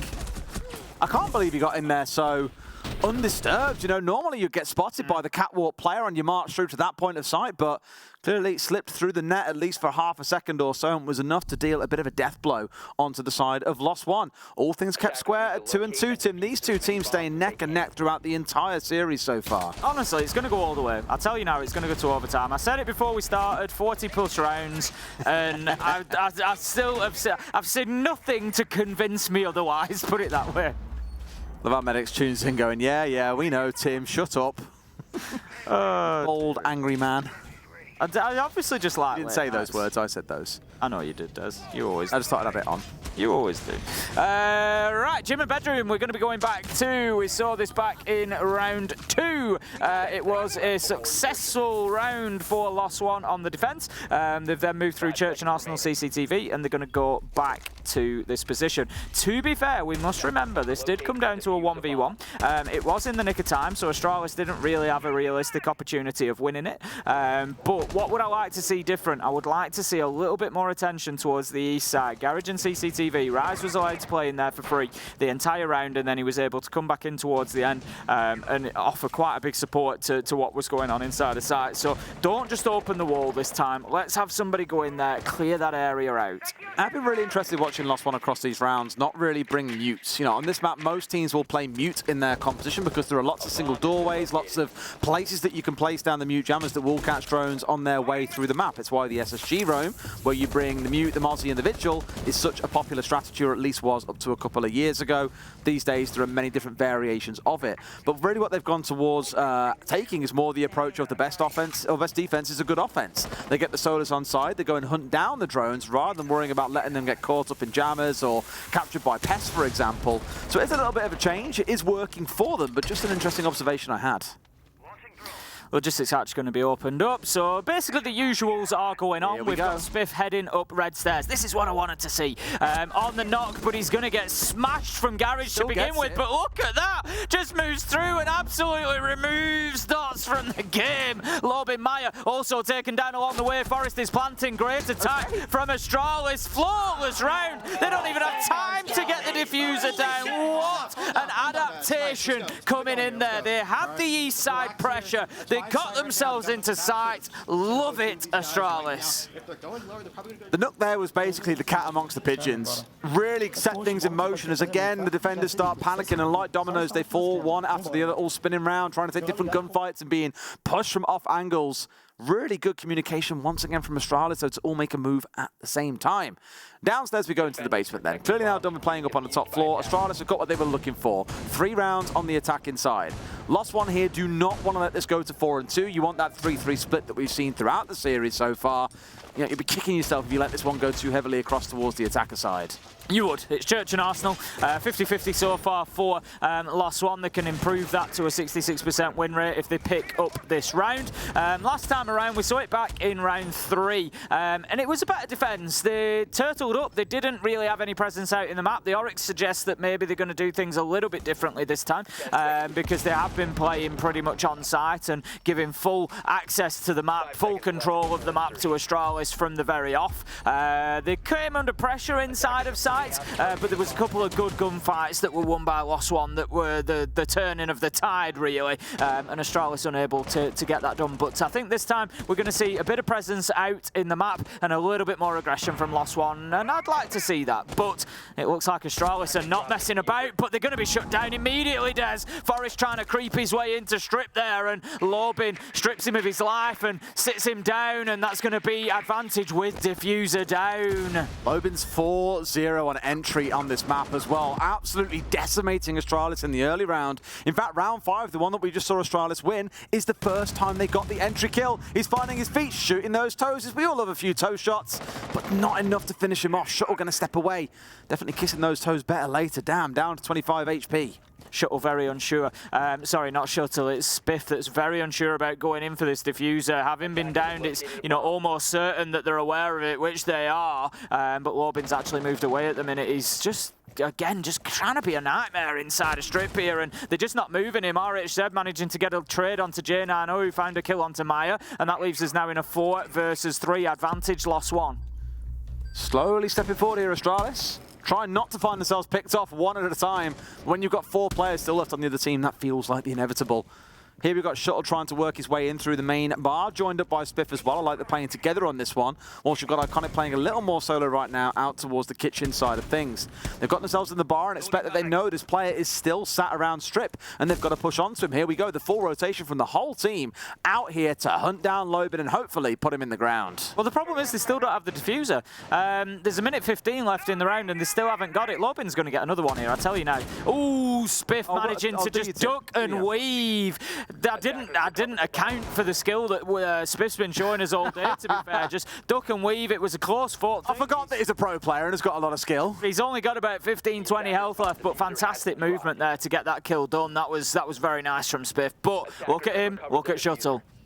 Looking at the numbers, though, we all know headshots can make things change very, very quickly. 45 seconds to play, and they're going to try and force their way down main stairs, it looks like here. Shuttle ripping up the floor, doing a few renovations on here to at least make it easier to work your way down main stairs to ensure there are no nasty surprises waiting. The difficulty they've got is they've got to push in through 3 smoke canisters here. And I think it's a good read that they know they won't be able to make this work, trying to wait for those to all time out. So instead they're going to rotate away and look for a different angle in. Spiff has got himself inside a Moto. Iconic is the worst one they could have lost. He was the only one on full health. They've now got 2 very low HP. Oh, that's terrible timing. Out comes the toxic babe canister though, but it's Rise who manages to find Spiff, who was quite rightly running away from the gas. And that leaves us 3-3 as the final kill comes in at the bottom of main stairs. And last one, get it done in Church and Arsenal. Up to 3 and 3. That perfect half we wanted to see, Tim. Absolutely love it. And we get to see how Astralis fare on the defensive side. Again, as a reminder, they've only played this map once in the last year. I only saw it at the Charlotte Major where they lost to Dark Zero. Interestingly, lost 1 back when they were Team 1. Also lost to Dark Zero on this map at the Charlotte Major. Feels like everyone lost to Dark Zero. Unsurprising because they went on to win the whole thing. Both of these teams looking to show what they can do on this map, because I think the best thing for Astralis really is it was a permaban for them. They haven't played it again all year except for that one time. It was considered to be their worst preferred map. They would always ban it away.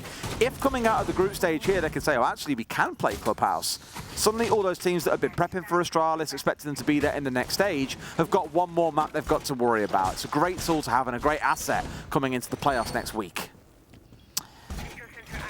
We've got the Solis on side, once again, J9O this time. The Solis has certainly been played by quite a few different people. Spiff, J9O, Iconic, all at points picking up the operator, going drone hunting, trying to pick up those electronics. And the pick rate here at Invitational for Solis must be immediately quite high as well, which is no surprise.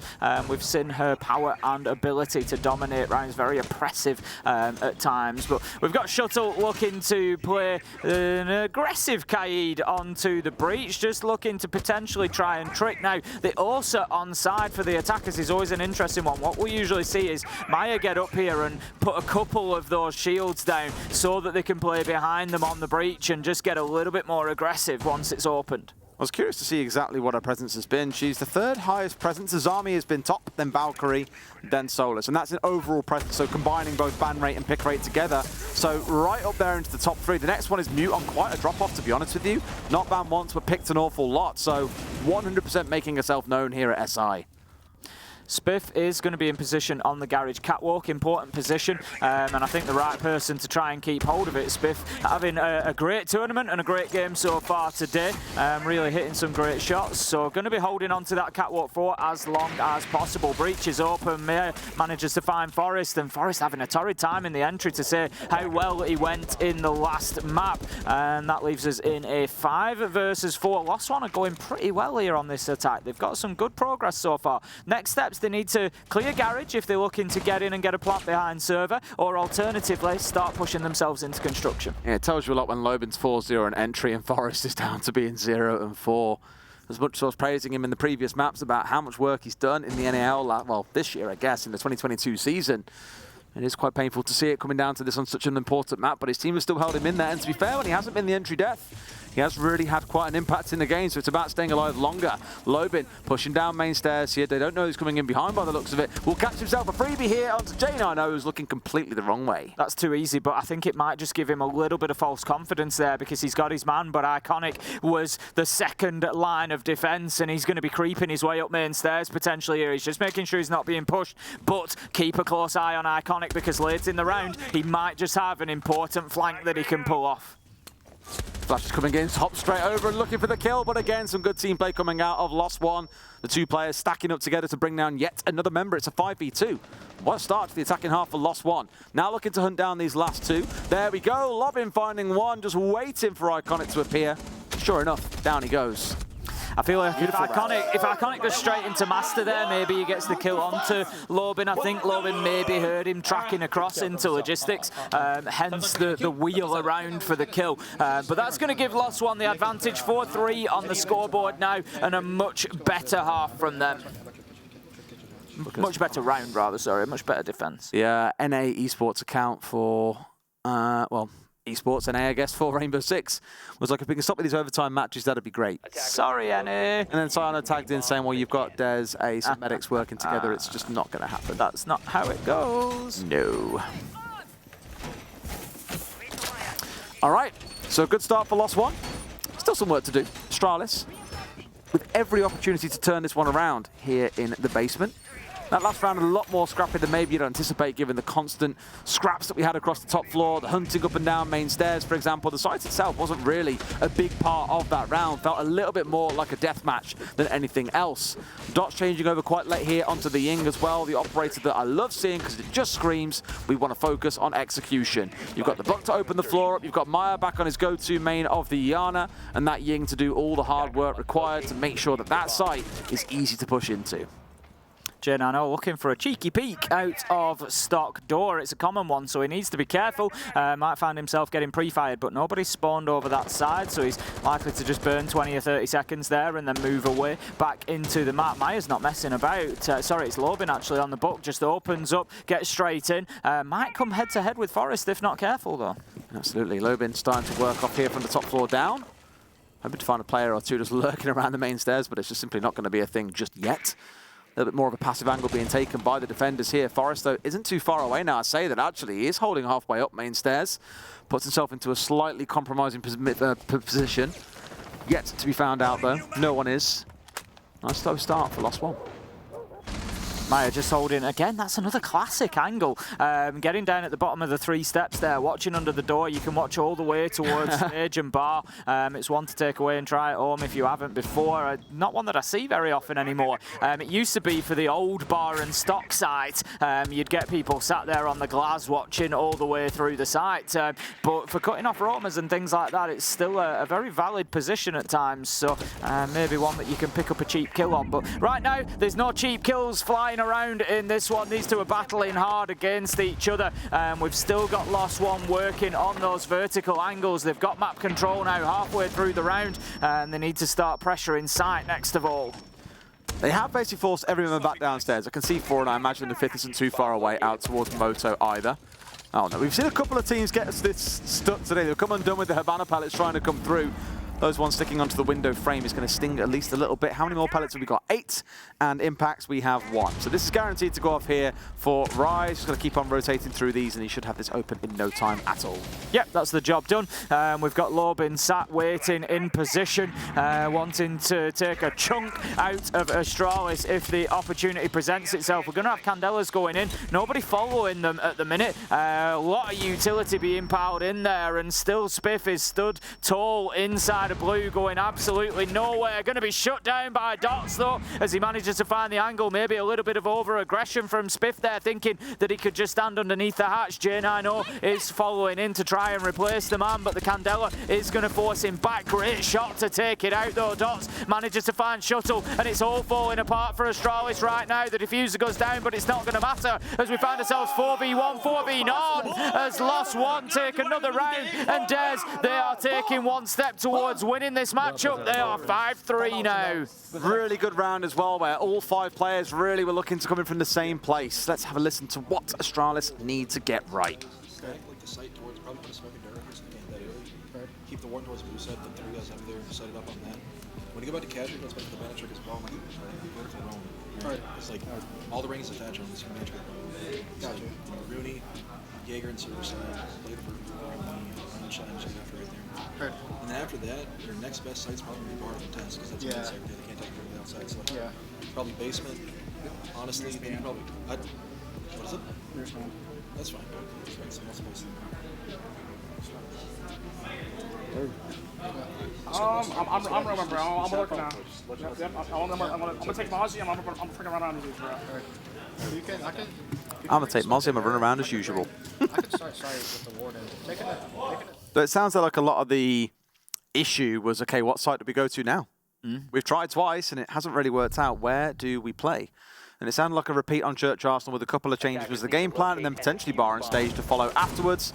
Forrest himself saying, I'm going to get a Mozzie and just run around and do what I normally do. Yeah, you do you, buddy. You do you. The thing is, normally it hasn't been working so far. That's the issue. Forrest has been getting really sort of handed in the entry. It's not been fantastic for him so far, and really, if anything, he needs to be changing something up.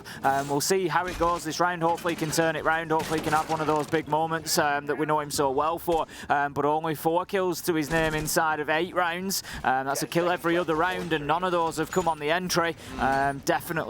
Definitely a need for change. But in Church and Arsenal, it looks like now Astralis are going to spread themselves out over the map. We saw this previously. They did try to hold on to top floor a little bit, but Lost One did a very good job of forcing them back to side. I know we're sat at 5 and 3, but there's only 1 positive player on Astralis and only 1 negative player on the side of Lost One in J90 and Maya, respectively. Just goes to show really how the firepower has been in the favour of Lost One so far. Part of that no doubt coming down to the fact that Lobin was 4 and 0 on entry, while Forrest was 0 and 4.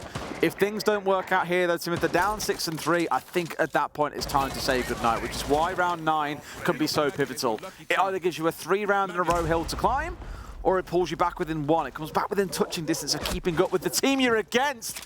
What a shot from Forrest. I mean, to be fair, what he normally does, get on Mozzie and run around, it's working. I'll give him that.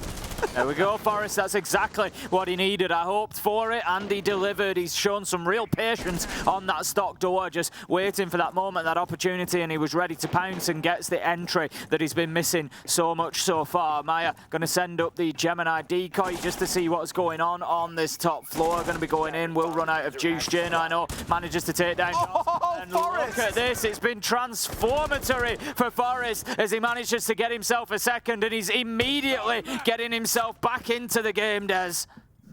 I love how the coach has stepped in and said so much, and then Forrest has been like, I'll run around and do my own thing, and he's killed 2 people. He's basically won the round for his team.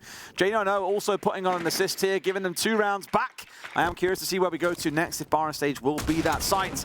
But Lobin has got it all to do against 5 players on Astralis. A good turnaround here.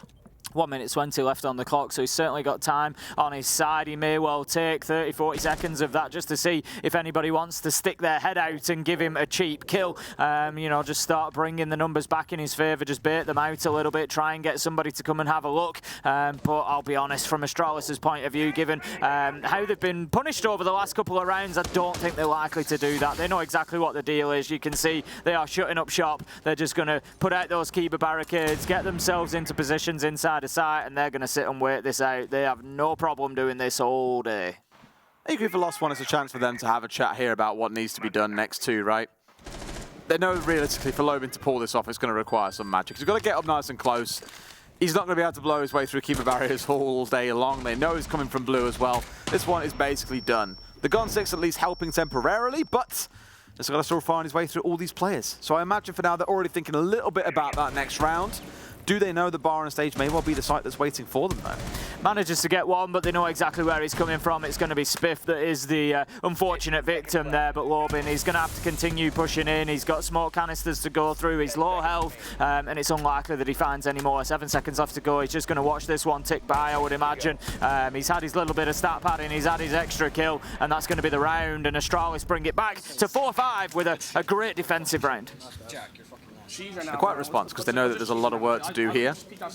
Again, this next site will be the interesting one for me and the telling thing, because they've got to rotate really here through 2 sites that they wouldn't prefer to go to if they're going to keep themselves in this game. Because at this point, they've now won the downstairs. They cannot play there again for another 2 rounds. You can do a little bit of basic math up there at the top. If Lost One win 2 rounds, this game is over and done. If they win even 1, overtime at the very minimum is guaranteed. Attackers need to locate. I hate that you're nearly right, by the way. I think this is getting close to a 40-round game. We need it to go to 14 if we want 40. It'll have to go to overtime. As soon as it goes to overtime, we're guaranteed 40, because obviously it has to be 8-6 at least. Yeah. At that point, we are guaranteed it. But the next 3 rounds will decide our fate, Des. But I think we're probably, at this point, I would be safe in saying guaranteed at least 37 or 38 here. It's going to go very close to 12 rounds, if not all the way to 12. Well, my eyes can't help but fall on that little pick coming in from Dots here on the Monty. This is a real throwback to old school. Try and get it done. I've said this before. You want to get yourself catwalk, you send in a Monty. The difficulty you now have as Monty trying to push in through here is the keeper barricades do impede your path, right? You've got to be able to break them down. Either someone's got to do it for you at range, or you need to drop your shield and bash your way through. So that's a big impediment towards the Monty they need to be aware of. Really, it depends as well whether or not Astralis get the read in it, whether or not Spiff is in a good place. And he has already deployed all of these out, so it doesn't have like a fast reaction to this coming in. So for Lost One, I'll just go and play it the standard way. You've got to deal with the bandit tricks coming out, no doubt, as well. You've got the Thatcher on side to help at least somewhat. But that's not going to help you. Mainly, you want to be getting in below down there is the Goyo waiting for a jump out. Is Forrest going to give his life away here to the Claymore? Not yet, but he's thinking about it. He's definitely thinking about it. He's thinking about cheeky C4 over the top. There he goes. Oh, he got it. No way. Wow, okay. Oh, that's a shame. I'll give it to him, though. He didn't deserve that. I'm going to say for Forrest. Not like this. He didn't deserve it. That was fantastic gun speed from Forrest going out there. You don't know exactly where that Claymore is going to be placed. And he showed some great gun skill there to be able to take it down. Obviously, he didn't have the time to launch the C4 that he wanted. Had the Claymore not been there, that would have been his course of action. But Lobin able to punish him, and it is a good start for Lost One. And it just gives them 1 step closer to that series point opportunity. Here at this point, they've got the main bit they want on the east breach, and you can see Dots is gagging to get inside the garage and start the march forwards. Shuttle's in a spot where he's going to shoot it off the wall here. You can, of course, leave it on there these days and stack it up, but they'll deny away the single wall. There are no exothermics left. There are no ace charges. Now the real challenge is going to come in for Lost One as to whether or not they rotate off and try something different here. Surely not. I was going to say surely not through the tiniest little crack in the corner, but no Monty kill to be found. That is, I think, what Dots was particularly concerned about, because he is on his own here. He's not really got any support, but look at what's happened inside of the breach. Everybody's rushed in. Maya gets kills. Dots clears out the garage catwalk. It's working for Lost One, Des. They're going to get that diffuser down. It's a 1 versus 4 as Iconic tries to make his way back towards site. He's coming up through Master, but Dash is watching. Dash is going to get himself taken out, but now they know where he's coming from. And the bigger problem that he's got is a diffuser down with a Monty on side. And visible to the outside as well. He can literally park himself in front of this doorway here and look to cause a little bit of bother. Still backing away to try and bait him into range of his teammates, mind you, to get himself a good shot off. Starting a diffuse bait, sees the Monty as well, goes for the kill, but can't quite find him. It's going to be from Catwalk. Lost One, move up to match and series points. This is it, Astralis. It is now or never. It's not catastrophic in tournament terms. They've won their games. They're going to be able to go through at least. I think that much is confirmed. This was the crazy one where no one was qualified at the start of this game. I think now Cyclops have lost. I think it's done for Cyclops because they don't have any more games to play tomorrow. So exactly. The remaining 4 are going to go through in one fashion or another. But obviously it's just what fashion that is going to be. And Astralis are going to want to be as high up that table as they can. They've guaranteed themselves a point at least by getting a map. If they lose 2-1, they will still pick up a point. But that won't be good enough for them. They want the 3 points. They want the 2-map win, and there's no more mistakes. And Des, with no more mistakes, they've gone to bar and stage. Woohoo! And that's a place to go. They feel a little bit out of options here. As I said, the problem is if you lost that last round, you're still going through your offsite. You're not able to go back down into the basement. You need to wait 2 rounds before you can go back there and give it another bash. So here they're forced to play a slightly less optimal site. What I'm excited about if this goes the way of Lost One, though, Tim, is it sets us up really well for a fun game between Oxygen and Lost One tomorrow. Oh, yes. The winner of that game would likely finish in first place. There's a world where I think they can still be jumped over slightly here. No, they can't. One of those two teams will have to finish in first place. So that'll be a great game first thing tomorrow morning. I think they've got reasonably contrasting styles as well. And I think it will be a very interesting inter-regional matchup. Will that one? I've just checked Wikipedia. We're down as the casters for that game already. Are we doing that game tomorrow? How do they know? I think I've once or twice said what our schedule's going to be, so I guess it could have been found. To be fair, I did tweet it earlier, so that definitely. Someone's just being really attentive. Oh, they're on it. Whoever's done that, we are doing Lost One tomorrow. Ah, yeah, we've got the game. Okay. We've got Lost One. Onwards we march. Right, last one. They've got to get this one done. It is going to be bar and stage. They're going to have to take top floor control. We saw the power of the hatch in a game earlier. Yeah, we do have that game. Amazing. It wasn't one that we cast, I don't think. No, it wasn't. It was one that I was watching first thing this morning. It was the Sonics game, actually, I think. I apologise if I'm wrong in saying that. Sonics M&M, we saw the power of that hatch with... It was, yeah, M&M were trying to get a plant down on the stage, and Sonics just absolutely decimated them from the hatch above because they hadn't taken construction control. So Lost One certainly need to make sure that they've got in and got control of that. Depending on their plant spot, if they're not looking for stage, it's not quite as important. Many great moments have happened at big events on this exact site, Tim. Look back to the Berlin Major Final. This is where it all ended. It is. In Rogue versus FaZe. Not quite the same two teams matching up here today, but a similar outcome. Again, which team really gets to fight for that first place spot and get a bye into the second round of the upper bracket next week. Iconic at least saying right now it shouldn't be Lost One. As Myers the first to go down, almost being traded out, and Dash taking a spray through, trying to see what he can do. Pistol out in hand, grenade also here as well. Getting swung on as Iconic gets a second kill. What a great start to the round from him. That is absolutely unreal from Iconic there. Low health, managing to get absolutely maximum yardage out of his life that he had left. It was brilliant double. J901 to rise, and it's all falling apart for Lost One. Bar and stage to the rescue here, Des. Iconic and, Astralis have still got that top floor locked down. It's going to be very difficult for Lost One to do anything. They know where the plant's coming in because they've got a Solis, but are they going to be able to stop it? He can't quite see him. There he goes. Just gets the angle. And Astralis, they take us to the 12th round as our 38th of this series. Astralis, Tim. Astralis.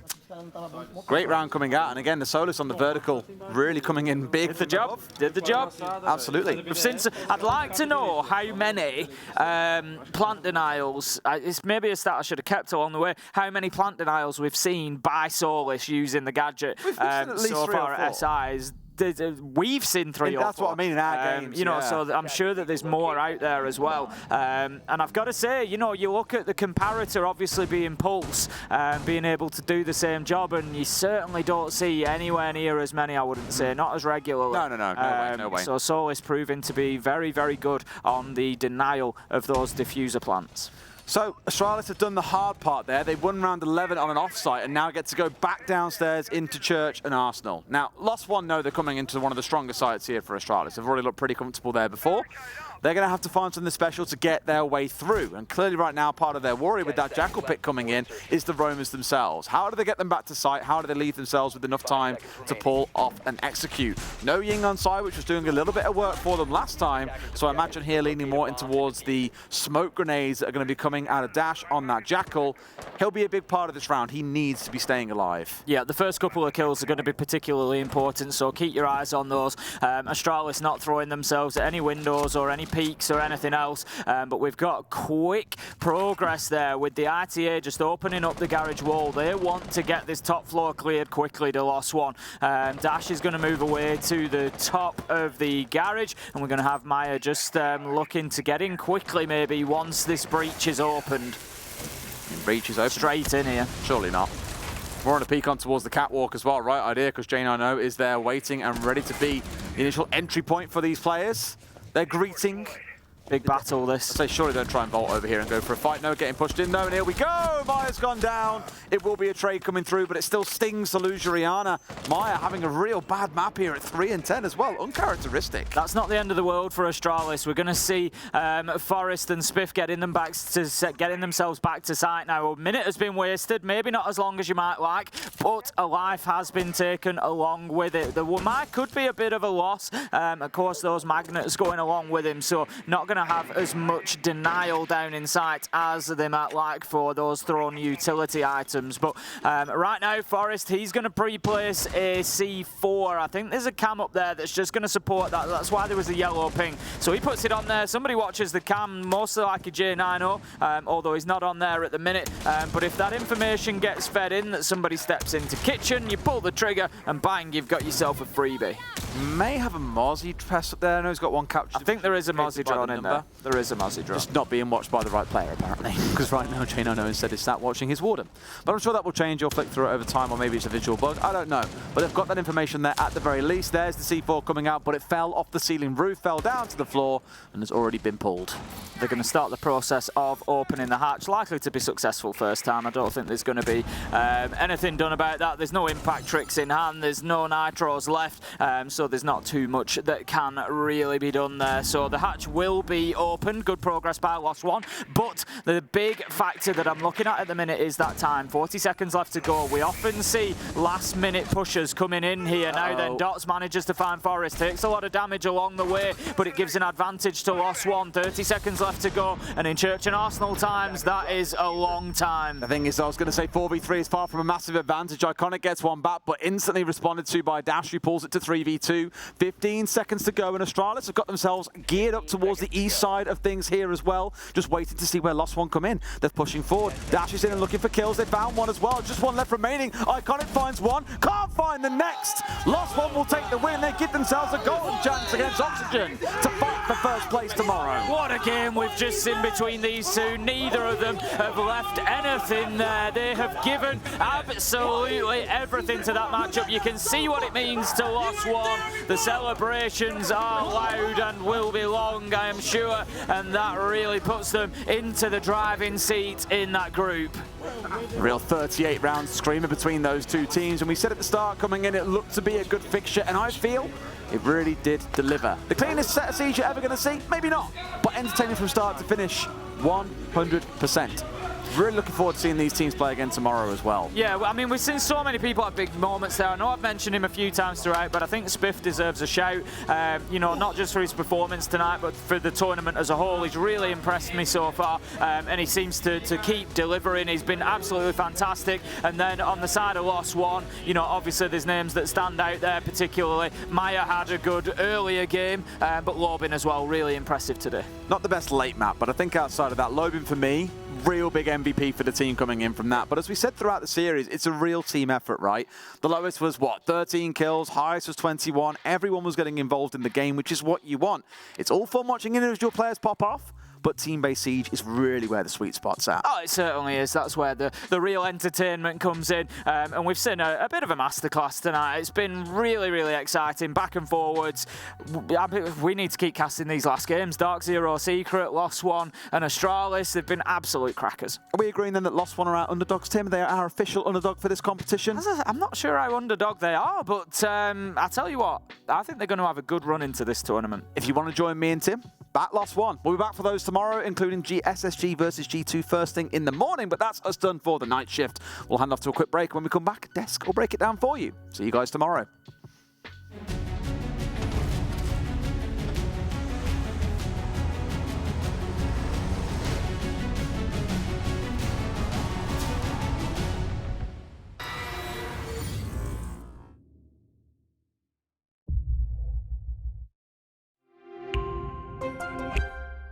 I'm Nicholas Morton, but you know me as Pingu. I'm a two-time Rainbow Six Siege World Champion and former top Rainbow Six Siege player in Pro League. Welcome to my Siege Ranked Bootcamp. We're talking 20 seconds left on the clock, you got the diffuser in hand, what do?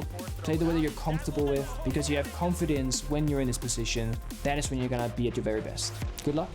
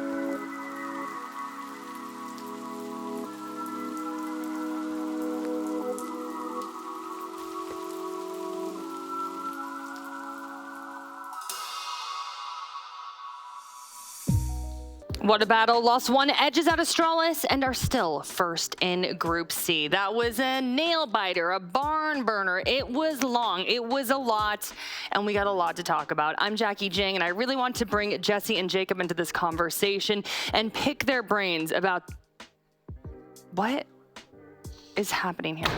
What? I got my box back. What is this? What? It's a good day on the desk, Jacob. What the hell? It's a good day on the desk. Why are you? No. What happened to your box? Why am I looking up to you right now? I think whilst it was gone, it grew. But you're towering over us now. Yeah, Jackie, I am. I don't. Hang on. I'm freaking out. That was weird. I just looked up to Jesse. I'm freaking out. No. My box. We're gonna start talking about. Yeah, that was weird. A bit. No. Okay. Who gave him this box? Which one of you did We're gonna have this? to talk to the crew after this. That's weird. I'm just gonna stand over here. Jesse. So, Map 1 theme park. Astralis' map pick, and yeah, Lost One 186. This is too strange for me. But you know what? Lost One had 2 big clutches in the end. Yeah. Thanks to Dash, but we got the stats up here, and Dash at the bottom. Yeah. Well, he didn't perform every single round, but he performed when it mattered, right? Okay. 2 big 1v1s through rounds 10 and 11. Was coming in for the big rounds, and the second one he really shouldn't have won, but he came out and he clutched it anyways. The round before it was a thrown 1v1 where he came in. A pretty simple one over shuttle, but still managing to be able to come back and win that round was pretty impressive from Lost One. And of course, it ended up being very impactful. If they'd not been able to win that, they couldn't have gotten all the way to map 3 and we wouldn't have the result that we had today. I don't know if Jacob's going to be able to participate in this analysis. It might just be you and I, Jackie. Are you okay over there? This box and I are mortal enemies now. Or whichever one from production gave it to him. Jacob's processing. Okay, so, okay, we'll continue. Jesse, how was Lost One able to hold up Astralis? I can't stop laughing here. I mean, Theme Park, listen, it ended up with a couple of good clutches. They had a good round 1, 2, a good first half. Why is this so funny to me? I don't know. Why are you laughing at my misfortune? Okay, let's go to My map power 2. has been stripped away from me by someone who thought it was funny to do this to me. Map 2 border. It's been stripped away from you because you're looking up at him too. I know, I just can't stop laughing. I just feel uncomfortable. Okay, so, you know, Jacob's screaming now, but you know what, Jacob? You were screaming Spiff's name when we were in the green room. Talk to me about that. Yeah, I was screaming Spiff's name. Yeah, that sounds great, Jackie. Thanks for putting it that way. Look, I like Spiff. I like him a lot. As far as I'm concerned, he didn't have any signs in this game of there being anything super concerning. I thought his impact was noted every round. I figured every time we saw him on screen, he was doing great. He also basically won them, map 2, because he had that one crazy play right at the very end of this one, that 3K that basically guaranteed that we were going all the way to a map 3 back when it was a 2v2. I can't take you seriously when you're this tall. I swear to God. This is not going seriously, Jacob. This isn't okay. But Spiff was great. I thought Astralis handled themselves. This is really screwing with me. It's power and confidence. Yeah, it does. That's why I like being tall. Just like Astralis on border. I love the moment. Being tall. I can't.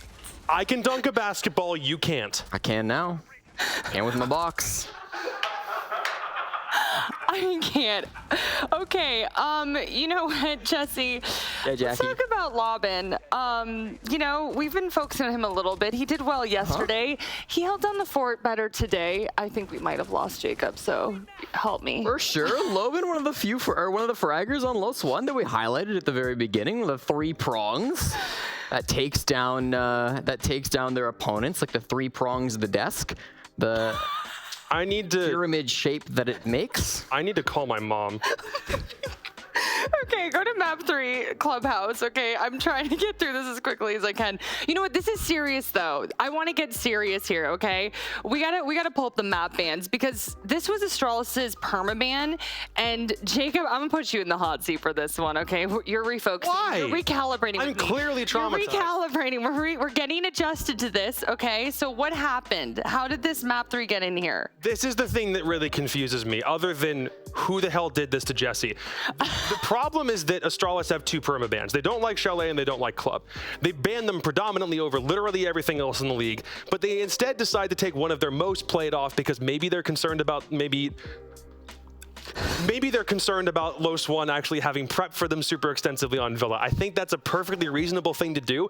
But then they also decide to do that again because they also love playing Skyscraper. So like by the time Skyscraper is gone, they get down to Oregon. It's like I'm looking for the fact that Astralis basically had their maps off the board, and then Club gets all the way down to the very end, and I don't know what they did differently on Clubhouse this time to justify trying it, because last time they played it was against Dark Zero. I can't look up. The last time they played it was against Dark Zero. Thank you. I get to look at something different. They played it back at the Charlotte Major. It was against Dark Zero, and that was a 5-1 attacking half for Dark Zero. I'm not to say that this is necessarily the world's biggest coaching blunder. I think if you take a map like Clubhouse, you're going to try something different. You very clearly have something prepped for it. But it's still a gamble because not only does nobody really know what you're going to do on this map, but you don't have that many game day reps on a map like this to really have it tested and ensured and making sure that you have everything locked in. And you're doing it in an environment that it's just the group stage. I mean, you can say it's just the group stage, but it's still maybe a place where if you really wanted to play this, you could have played it a lot later. I just have some questions about why this was let all the way down to the very end, why Astralis decided this wasn't a priority to ban early on when it very typically is. That's where I'm at right now. It's like Elevate earlier in the group stage. They did this exact thing with the Clubhouse. They let it go through the ban phase, I believe, on their very first game. It was a permaban all year long. They played it, and what we saw was when they moved on to the defensive half, when they got into the map, there were just angles that they weren't expecting to go up against, right? Gunfights that they hadn't fought before very often in official competitive play. Sure, you might have scrimmed it a few times, but if you don't have those game day reps, there's just going to be little things that you miss. And so, unfortunately for Astralis, this was another miss for them. Their second time going Clubhouse this year, and their second loss in a final. Well, in the end of a series, in a very important game. Still there every time you look at it. Sorry, I'm just staring at Jesse towering over us. If I go on my tippy toes, am I taller than you? Stop. Don't go on your tippy toes. Am I taller? Crouch. I think on our tippy toes, Jesse's still taller than us right now. Yeah. No, Jesse wins. Sorry. Jesse wins. Okay. We're going to talk about our MVP. And you know, I mentioned him earlier, so you're going to guess. I just looked up to Jesse. I'm looking up to Jesse. You're sharing my pain. This isn't just a thing I have to deal with. We both have to bear this burden. How's the weather up there? That's the worst, by the way. Never say that to a tall person. Moving on. I won't. Okay, talk about this man, please. Well, you can look up to me. I look up to Loban. This guy is crazy with the He's frags. also taller than you when you're not cheating. Oh my gosh. There we go. Loban, fantastic game, right? One of those aggressive players that loves to come in and be that third prong that we've been talking about over and over again. The entry stats got to be highlighted, of course. 8-1, ridiculous stat line to be coming in there for the team. 1.26 rating, running around on the Oryx, or sorry, yeah, the Oryx and the Buck, having a great time today here. I don't know if there was a single map that he really popped off on. It felt like it was more of a consistent trend throughout the three maps that they played, where he was able to have an impact every single time, always being consistent, something that we've talked about with Spiff as well on the side of Astralis. But Loban today, the better of the two, and deservedly the MVP of the game. He came up, and Maya didn't have to. And a lot of the conversation surrounding this team has always been Maya, but this dude has also not been a pro for very long, and he's already doing this kind of stuff. Absolutely. Technically, he is a rookie, even if he isn't an event rookie, because he has less than 6 months of actual Tier 1 pro play under his belt. And this is, again, a Los One team that went to the well of players who maybe weren't the most well-known or didn't have a whole bunch of previous Tier 1 experience. They picked up Dots and Dash back from, what was it? What team was that? Not Singularity, Supernova. That team from the BR6 lower levels, they grabbed them, they grabbed Maya from a very same place, and they all had them under Lagonis's wing for a long time, and Loban is the guy who came in after Lagonis, and he's already getting honors like this on the world stage. Yeah. Okay, and any guesses for the best players of the day? Of the day? Of the day, yes. Every group, every player. Who could it be? Any guesses? I know Liquid, I actually didn't see the game, so I'm not sure who particularly popped off, but Liquid finally getting a win today. Would be nice to see some representation there. Otherwise, Eminem continued to pop off, maybe an Eminem player. Okay, Palu and Noodle. Ah, okay. Palu. Palu. Two goats of Rainbow Six Siege, as they say. We got Loban stats up here as well. Also a pop-off player from today's game. And talked about him a bit, I feel like. we have a little bit. I'm glad to see Paulo here, though. After their game today, where they finally managed to take a win over Dire Wolves, I talked to Paulo in the elevator on my way down to, to get onto the third game, and he talked about how relieved he was to be able to have finally gotten that. Talked about how this was a tough group stage for them, but that they learned a lot and they're feeling a little bit better for the run through playoffs. So very excited to see Liquid finally get a win on the board. They have avoided getting grouped today, and I think Paulo obviously a big part of that. All right, well, let's look at all the groups today. Oof, we had a lot go down. So we'll start off with Group C. And who am I going to put in the hot seat? How about Jacob? Me, Group C? The You're group shorter. It's easier to make eye contact with you right now. What did you just say? Moving on. Group C, Kag's gone. Kag's dead. APAC's dead. Already packing, Air Continental, whatever you want to call it. APAC is gone, unfortunately. Cyclops were knocked out by OXG on the B stream when they played earlier. That was a 2-0. Cyclops, unfortunately, not able to do anything with that 3-point win that they got over BDS literally on day one that had everyone wondering whether BDS was even going to qualify. But they are now. And it's just a matter of whether they're going to go to the lower bracket or if they're going to somehow miraculously maybe even get all the way up to second. At this point, the point spread is big enough that even if they were to get a full 4 points tomorrow against Astralis, then we have a couple of other tiebreaker things we have to worry about, and Los One still have a game to play against OXG. So when those two games happen tomorrow, it's a matter of who has to play in the lower bracket with only one life and who gets a first round bye and gets to play in the upper bracket all the way on Tuesday. Okay, and for D, I believe a tie at the top, right, Jesse? Tie for points, absolutely, Jackie. M80 and Heroic both sitting up there with 10 points each. They will be fighting for first place, but of course, Heroic, they don't really get a dog in that fight. They're not playing tomorrow, so it's going to be up to the rest of the teams to knock down, well, I guess they're not going to knock down M80 below Heroic, but try to jump up ahead of M80 and Heroic themselves. Dark Zero are on 6, so it's technically possible to make that a 3-way tie on points. We'll see how that ends up going for them for the two teams there. But then it's FaZe and Secret down at the bottom, and while there is a gap in those points, 5-1, Team Secret play against FaZe Clan tomorrow. If they get a full 4 points, if they beat them 2-0 in a clean series, they will tie FaZe on points, beat them in the head-to-head, and relegate FaZe Clan, just barely scraping out of groups. Secret have had a really rocky group stage. They have yet to win a game, but they are still alive, and it's still in their hands. Okay, and then for Group B, Eminem on fire. Best plushie. Good one. Literally on fire. Yeah. Literally on fire with the I'm sure Cal's going to be glowing over that exact quote. Cal, please make sure you clip that. Yeah, but they're guaranteed. They're guaranteed for first seed. There's nobody that can knock them out. They didn't drop a single map. It's a perfect group stage. This kind of thing almost never happens. The last team that we had didn't drop a map in a premier event, that was W7M back in Yoshiping. They went 6-0 in their group stage. So that means M&M is in extremely high company. But I don't think that that's really going to deter too much from the Sonics, because that series was a 2-0, but it was still very, very close in both maps. So if you're a Sonics fan and you're on the Copium and you're wondering if they're going to go, it's not Copium, it's Hopium. You're actually going to have a much better chance. The problem is that Liquid don't look like themselves, and Wolves are being called out by some people for being frauds, given this result and given the fact that they went to all 3 majors last year and they're doing this. That's not what anyone wants to see out of a team that goes to multiple international events. So it's a matter of where these guys place. Unfortunately, Dire Wolves will not have a say. They have been knocked out of this tournament as of today.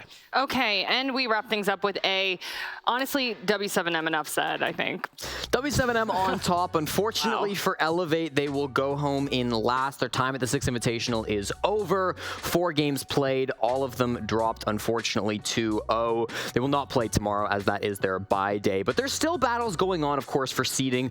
First place, second, third, and fourth all give different results going into playoffs. So that first seed, that's going to give you a bye. Koi, W7M, both still fighting for those. And G2 also still in the running to be able to get that first seed, so don't count them out of that. Space Station as well, looking to get out of fourth, looking to make sure that they can still enter playoffs in the upper bracket rather than having to start with only 1 life down in the lower bracket. They've only gotten a single win so far through these group stages. Of course, that was over Elevate. So they're needing to do a little bit better to be able to get out of the lower bracket here. Eliminations today, but the fight continues. Heroes, let's take a look at the schedule for tomorrow for Stream A and Stream B. And I'll start off with Stream A. We begin with SSG versus G2. Then we got Direwolves versus Sonics. Lost One versus OXG follows. I'm excited for that one. We wrap up with Secret versus FaZe. Then for Stream B, we start with W7M versus Koi, Wolves versus Liquid after that. Then there's BDS versus Astralis, finishing with Dark Zero versus M80. I'm kind of excited for that one too. Which ones are sticking out for you two? I mean, most important of the day by far, Team Secret FaZe Clan. Yep. Right? That's the one which will decide the final team going home inside of groups. If they can 2-0, if Secret can get a 2-0 over FaZe Clan, then FaZe will be going home. Secret will have saved themselves any other result, even if Secret win. If it's 2-1, they're unfortunately not going to continue on to the Six Invitational. Sorry. I just like seeing Jesse towering over Jacob. I don't like seeing it. Okay, we'll just stick on me then. I don't like seeing it. Actually, you know what? Actually, cut back to the wide real quick. I'm just going to expose this. Not exposed, it's my box. My power now. Oh, now I look I'm taking really the power short. back. Get off my box. Nope. Okay, everybody. Hey, we'll see you tomorrow. You get to enjoy it. I get it for a second. 9 Come on. a.m. I'm going to be here with these hoodlums. See you later.